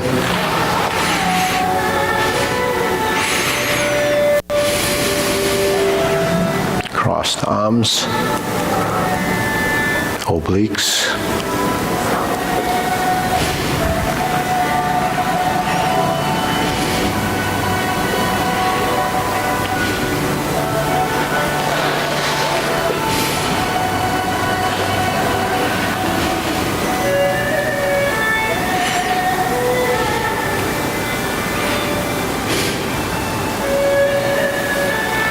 Single whip,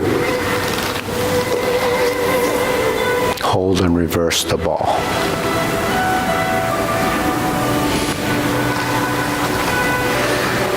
Okay, diagonal flying right to part the horse's mane 5 times.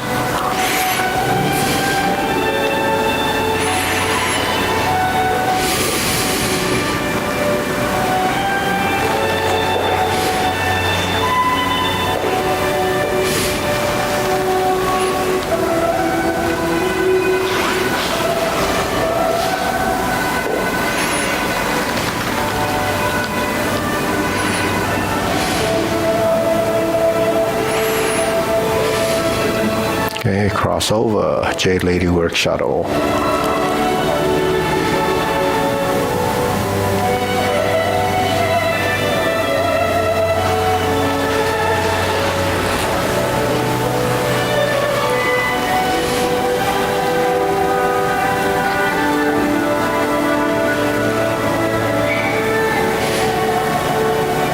Part the horse's mane.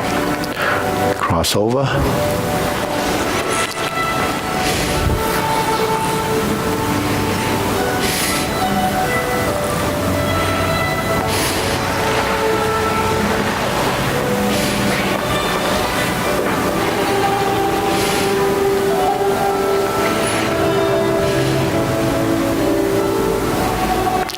grasp the sparrow's tail.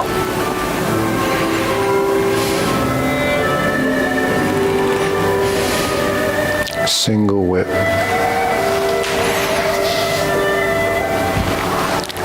Okay.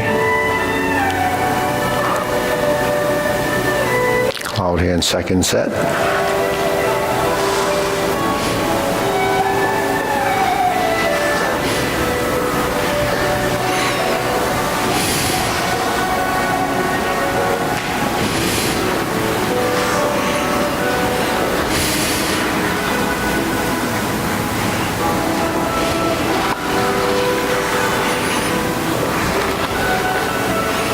Okay, turn.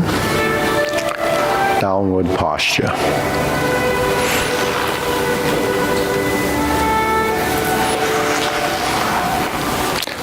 Step up, golden cockerel.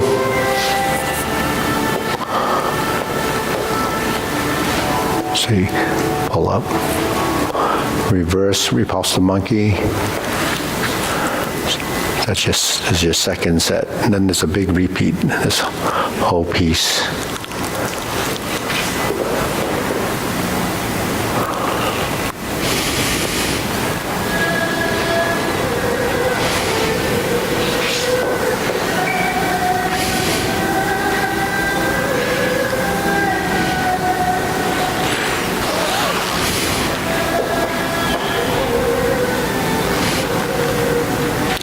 Open the stance, hold the ball, shift and diagonal flying.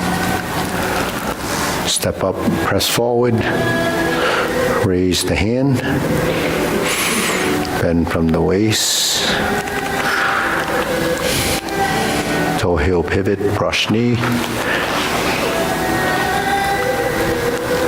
insert the needle. So this is a repeat, this is the second time we're doing this set. And fan through the back. Okay, turn, parry and punch. This time we step forward, form the fist and punch. Divert, block and punch. Step up again, grasp the sparrow's tail.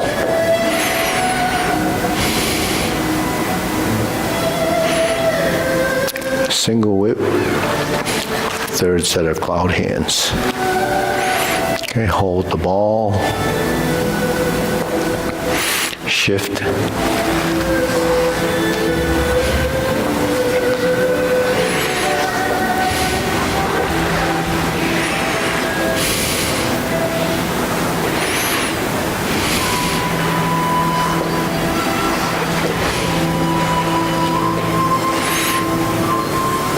once we're back in single whip,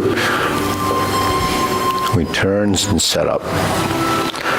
Palm strikes face. Turn, single lotus. Okay, slap the foot. Brush knee, left push. Left push, yeah. Yeah, so after the kick, you have to go to your left. Then you go to your right, planting punch. And then we go to grasp the sparrow's tail.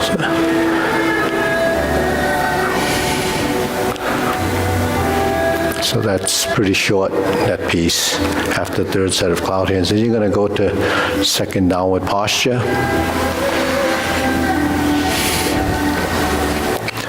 Pull down. Step up, cross the wrists, retreat, pivot and turn, step up to ride the tiger. Palm strikes face, turn. Double lotus, draw bow to shoot tiger. So your hands go behind, yep, like that. Then we set up again. So just like after third cloud hands, we're going to do palm strikes face. Then instead of the single lotus kick, we're going to do a parry and punch. Then step up. high pat the horse, then sit back, go to neutral, left and right, grasp the sparrow's tail.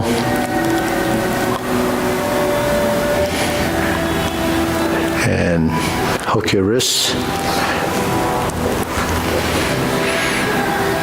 Okay, hold the ball, flip it over, diagonal flying.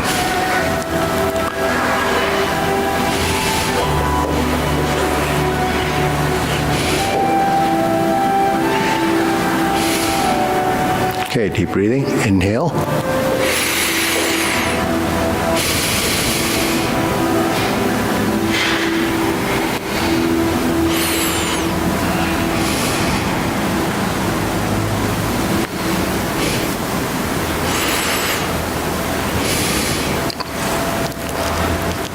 How to feel?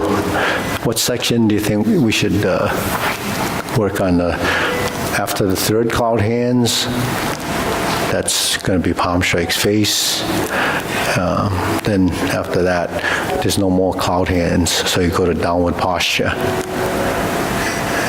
So, anybody, you're good? Okay, so let's go from the back down. So let's start from downward posture, go to the end, that piece, because that's the last piece we had worked on. Then we'll go to the piece before that. Okay, so we're in the single whip, we turn in downward posture. Okay. Pull down, step up to cross the wrists, turn to 7-star. Okay, let's try that. Okay, so downward posture. We're in the single whip. We just finished. Got to this position. Cover hand. Snake sticks out tongue. Pull down. Step up. Cross the wrists. Then we turn. And this is ride the tiger. Step up left side. And then palm strikes face. Okay, if we turn again, we face the mirror on the side there, and we're going to change the palms, so you get your right hand up. So how do we make that turn? It's from here, palm strikes face, and then we bring the right hand down and bring the left hand, and the right hand comes out. So you're just sort of swapping out the hands. If I went backwards, it would be here. So it's sort of like cloud hands with a turning of the hands. Cloud hands would be this. If I turn like this and then turn like this, that's just taking to the opposite side. So if I'm here and I just turn to the opposite side like a cloud hand move and then turn the palm over, you would be on the other side. And then you're going to drop the hands. Okay, we're going to drop the hands and then wind up for the double lotus. So we're going to be here. I'm going to drop the hands and then wind up and then kick it up and then bring it around and we're here. Okay, so let's do the palm strikes face, turn,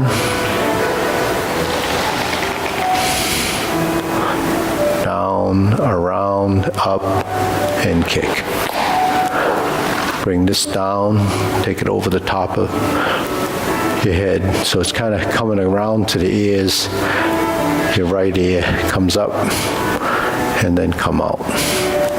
Then we set up this again. This is your second time doing this. And then we turn, instead of a lotus kick, we're going to do a palm strikes face and step up. So we're going to step up, high pat the horse, step up to grasp the sparrow's tail, and that goes to closing.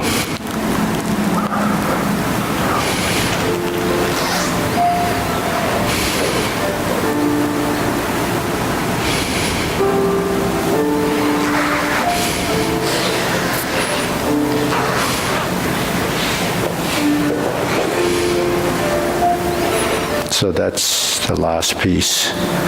Yeah, okay. Try it again? Yeah. Yeah, so we're here.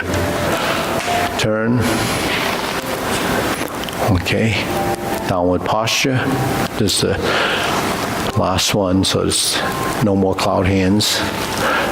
Down, up, 7-star. Retreat. Turn. Step up to ride the tiger, left side. Left palm strikes face. Turn and switch the palms. Set up a lotus kick, double lotus.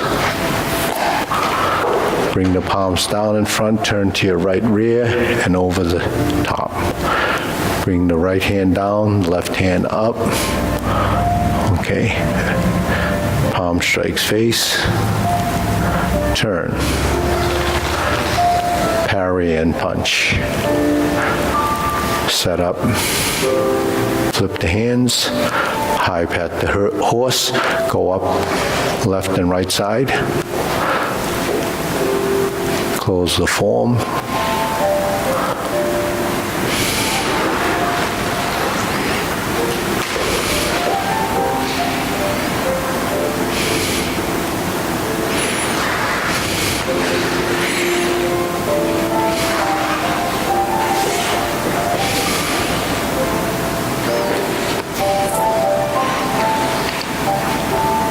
Okay, how's that feel? And a little better? Yeah, you want to try it again? Yeah. Okay, downward posture. Ready? Cover. Pull down. Step up to cross the wrist, 7-star. Retreat. Left foot forward this time. Palm strikes face. Turn, change the palms. So when you change the palms, just come in through the center.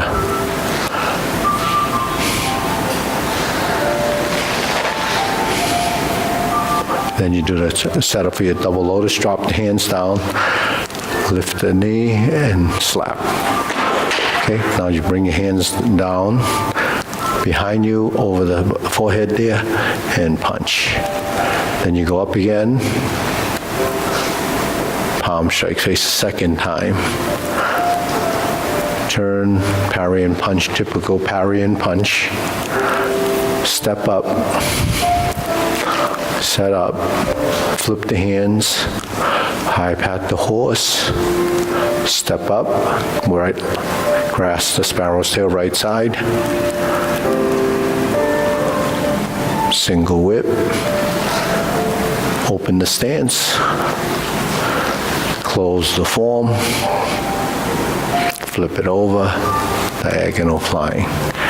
Hands to the side, step to the rear, hands out, cross the arms, step to the side, and close.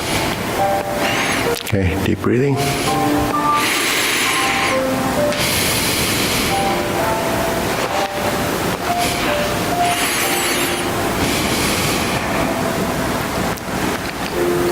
So then we'll go to the little piece after the third cloud hands.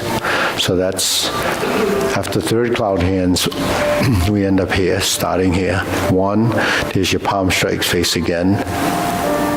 This time we turn and the hands are like this. We do a single lotus, so you wind up. Then you bring the hand to the left and brush knee. Okay, let's try that again. The single lotus is with this hand? Yeah. Okay. Yeah. Yeah, because if you leave your hand there, then you'll have the right one. See, because your hand, when you turn, you leave your hand here. And that's the one that's going to do it. And do you do this, or do you just do that? Well, you're like this.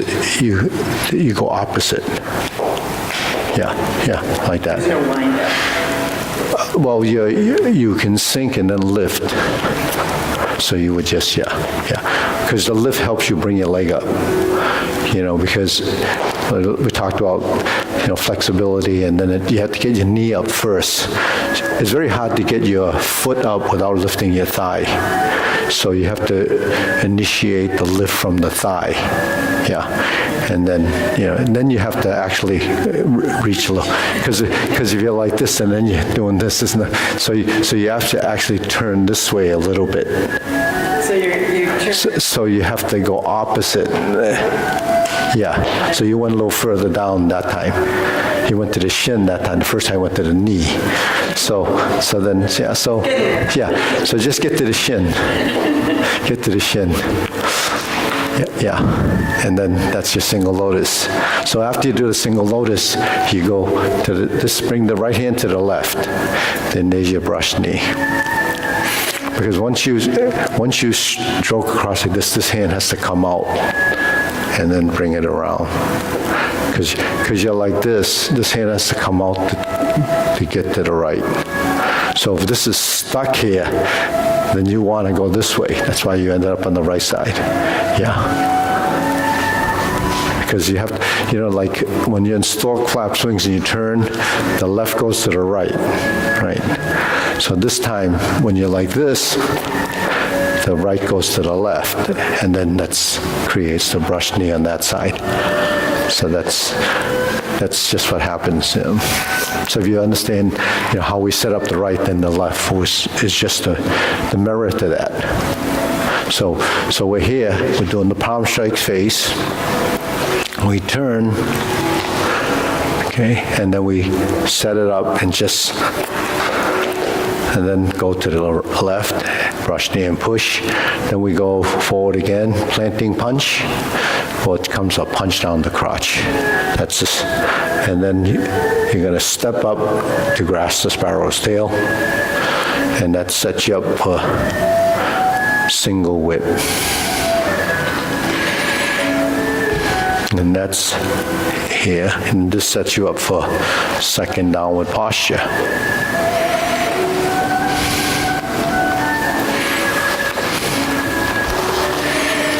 And then we go up, then we retreat, ride the tiger, palm strikes face, turn, then double lotus.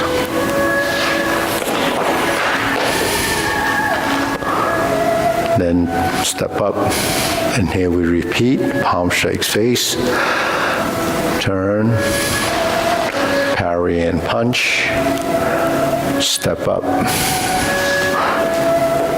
change the hands, high pat the horse, step up, grasp the sparrow's tail,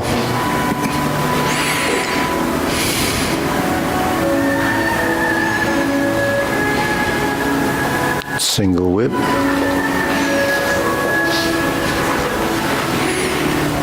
okay, hold and reverse the ball.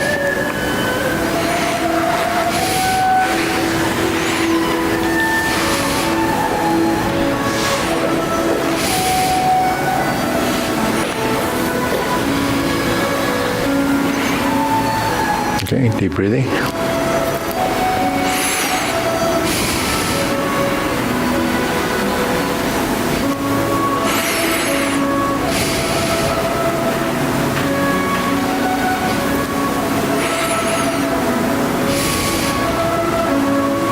Okay, so then if you go to a section, say, to the reverse the ball, then you would have your pat the horse in four corners. Right, so if you're in this position, single whip, and we hold and reverse the ball. Now we stroke down, do pat the horse's mane. It's done 5 times.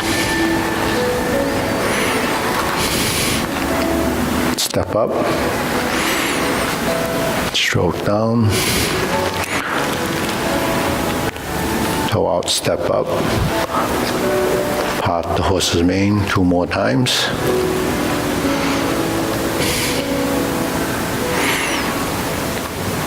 Okay, cross over, Jade Lady work shadow.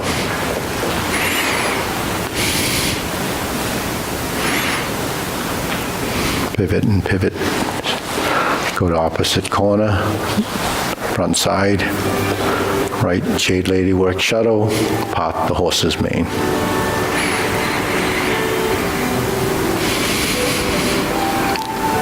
cross over.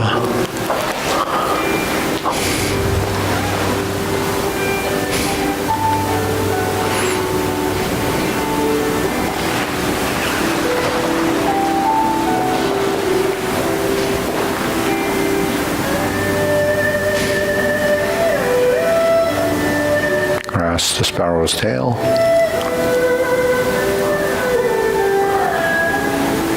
Just single whip.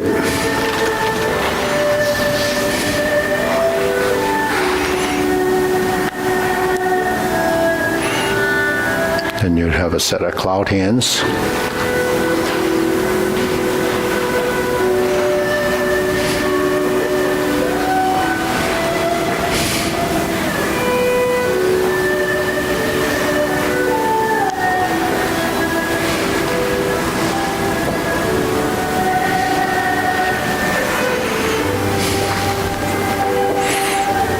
And let's just go to the next piece and just go back to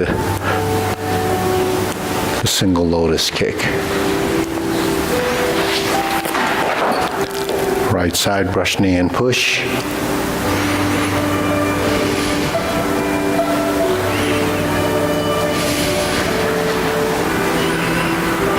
Punch down, crotch, step up to grasp the sparrow's tail.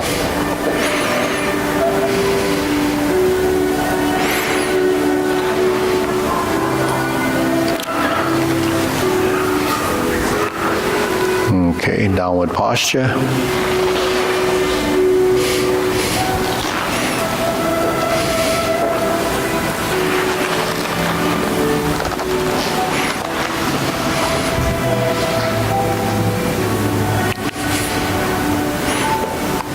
Okay, that would be golden cockerel. This is 7-star. Okay, that's similar. And then ride the tiger. Turn. Double lotus. Draw Bodo shoot tiger. Step up. Palm strikes face. Turn. Parry and punch. Step up. High pat the horse. Step up. Grasp the sparrow's tail.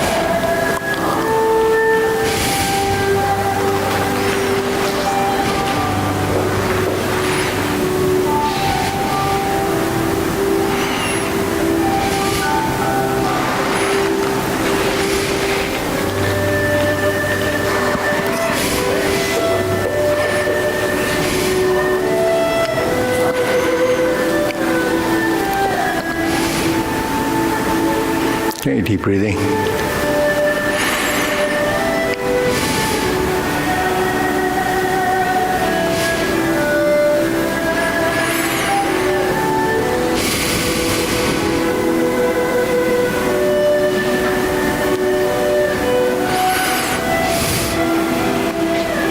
Okay, let's go to, this is right after.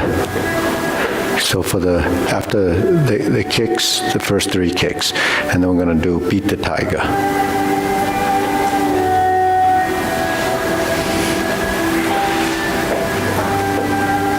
Cross behind, we're in the corner.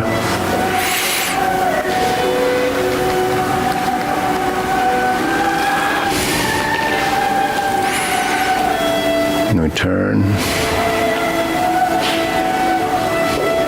Heel kick, right side, oops, push, and then this goes all the way up to the temples. So it's right here. Then put this, and this palm faces up, so your lower hand is facing up. Flip it over, fold the elbows, then you're gonna potting leg. Then reverse, spin and pivot all the way around, and then flip the hands. So your left hand's on top, fold, potting leg, parry and punch. Okay, then you would step up and repeat the sequence. But if we were to do that again, we would be at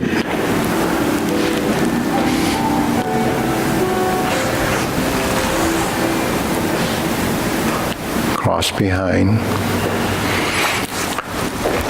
1, 2, 3, 4. 1, 2, 3, 4. 1, 2, 3, 4. Lift, parting leg. 1, 2, 3. Cross, fold. Stroke down, parry and punch. Okay. I can't lift this leg, so I need some help sort of making that adjustment. For the cross behind. Yeah. So when we're like this,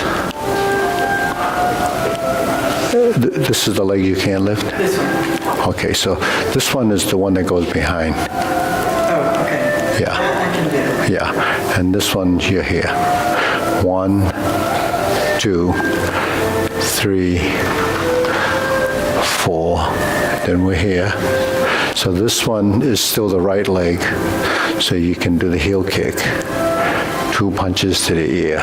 Now this is the one that you can't probably lift, so you like this. So just move the hands. This is, I mean, I can move it if it's straight, I just can't lift. Yeah, you won't have to go behind. You could just lift your knee and then just turn. Okay. Instead of doing taking it out the other side. Lift the knee. Yeah. But I can do it straight, I just couldn't do Yeah, so what I was supposed to do. yeah, so when you get to this position, because we just did the heel kick, right? You step up, so how high can you go with the knee? Just there, okay. If I can do it straight, I can keep my legs straight. Yeah, so just take the weight off that leg, that's all. Yeah, so when you step to here, just take the weight off to turn, and then and then work your way around.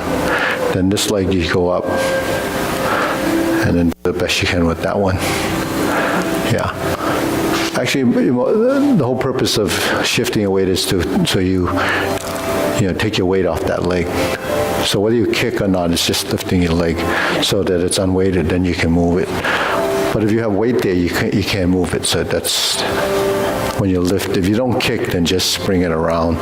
Then you kind of, if you can't pivot because the hip doesn't want to pivot, then just kind of sort of baby step it around. Yeah, it's a muscle problem. I can do, these things. Yeah, but just have to, because that's a whole nother group of muscles that have to be either strengthened or maybe there's like scar tissue there or something. It's tendonitis, actually. Yeah, or whatever it is, yeah. So then you just play around with what you can do with that. Yeah, these get sore, when you're even stretching, like when you have sort of, strains in here, like groin, when you move it, even just shifting like this, you can feel it inside there if there's like irritation, so then, but that's how muscles are. What they don't like you to do, they tell you, don't do it. Your body will tell you what not to do by giving you a little ache and pain. So some of the kicks are sweeping and some are straight out, right? Yeah, so the first two are kind of straight out, instep kicks. The heel kicks are straight out. And then this one that's on the fourth one, we do the cross behind. That's really a step. And the last two are kind of crescents. Those two, yeah, in this set. And then when you do a crescent kick is when it makes an arc. So it goes from the side to side, like a croissant. A croissant is a half moon like. So your leg is creating a croissant, a crescent kick. It's like an arc, going across. And well, your leg, if you look on the ground and you went like this, there's your arc. It's just that when your knee is here, there's your arc. Well, if your knee's up here, it's the same arc. It's just that holding your knee up, holding your leg there, and then creating an arc requires another set of muscles to get that to happen. But it's not just happening on one leg, it's happening on both legs. Because one has to support you and then the other. And then while this is going like this hip is actually moving too. Because it has to allow for range of motion. So anything that happens where you spread your legs like that, it's not really one leg, it's both legs. Yeah. So in order to do a kick that high, what you really need is to be able to do a split. Right, because if you did only, like if you're standing here, your leg only goes that high. When the other leg goes that, then it gives you the range of motion. So it's achieved by letting both hips release and relax. But it doesn't happen if the hips, aren't good enough to let that happen because of the ligaments, the tendons, or the muscles involved. So you have to kind of build off of it, or don't do it. It's not necessary to have that motion, but you build toward it if you don't have an injury or you haven't had, a procedure done on the hip. When they do a procedure, it's always going to lose some range of motion, because of the scar tissue, or when they put it back together. You gotta, I think professional athletes, they have all these injuries that get repaired. But, they have trainers and they're working their body, they're paying, thousands or hundreds of thousands of dollars to fix that hip. The average person can't do that, So that's why you just have to deal with it, because it takes a lot of discipline to get your body back into shape. People that injure themselves, the professionals, they get back out there after they have recovered. But. They're a lot younger. Yeah, it's not 100%, but that's they have a contract, so they have to meet the contract. Making millions. Yeah, because it's just another couple of years, and then you can live with the pain afterwards. So I think those pieces will help solidify your form. And then, like if you have trouble with that's okay. And it doesn't, as long as you're shifting your weight and your balance and you're building some coordination and you're breathing and you're getting circulation to happen, then you're going to get a lot out of it. And plus, just memorizing the form, it takes some time. I feel it in my lower back with the kicks. You feel it in the lower back? Yeah, because the back of the legs are tight, and it goes up through your lower back. That whole, Work on stretching. Yeah, so it's that bending, and if you haven't stretched, or some people are naturally tight. It depends, the type of body you have. Some people are naturally loose. All like kids, you would think they're all going to be limber and loose. Some kids are like rubber bands, and some kids, they're like this. Is this good? Yeah. It's taking a lot of work.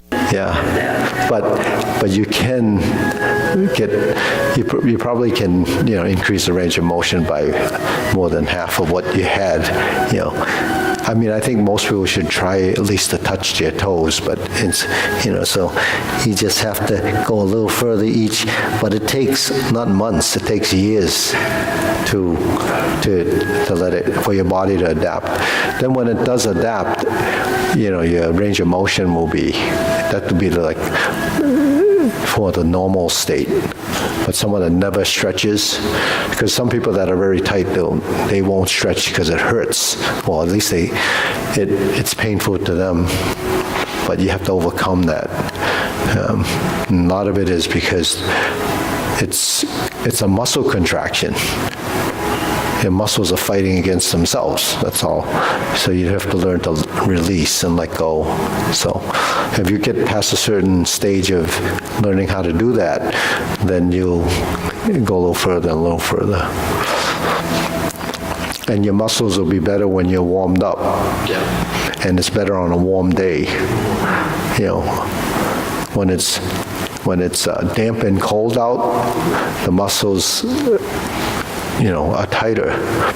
But part of that is because your circulation isn't as good, and your body's just keeping the heat in, so the muscles just kind of just, they don't get the circulation, so you have to jump up and down and, move around for 15, 20 minutes, then you can start to do the stretch.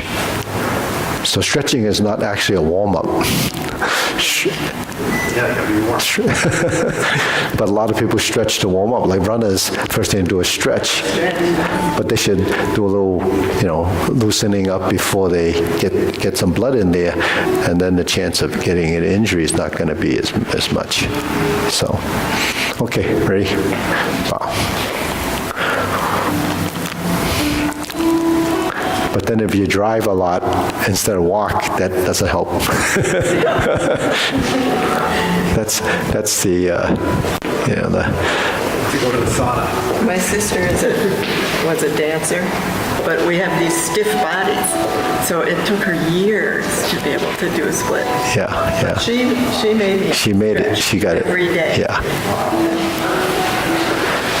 Yeah, people that, when they're young and they don't stretch, even, some people don't like to stretch because they're tight, so but people that are flexible, doesn't mean that they can do the kicks either, because you might be flexible and not coordinated. Right. It's coordination that gets it to happen.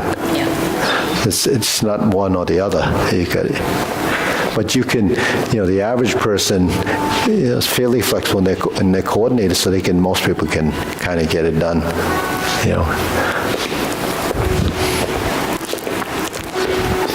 Stretch every day.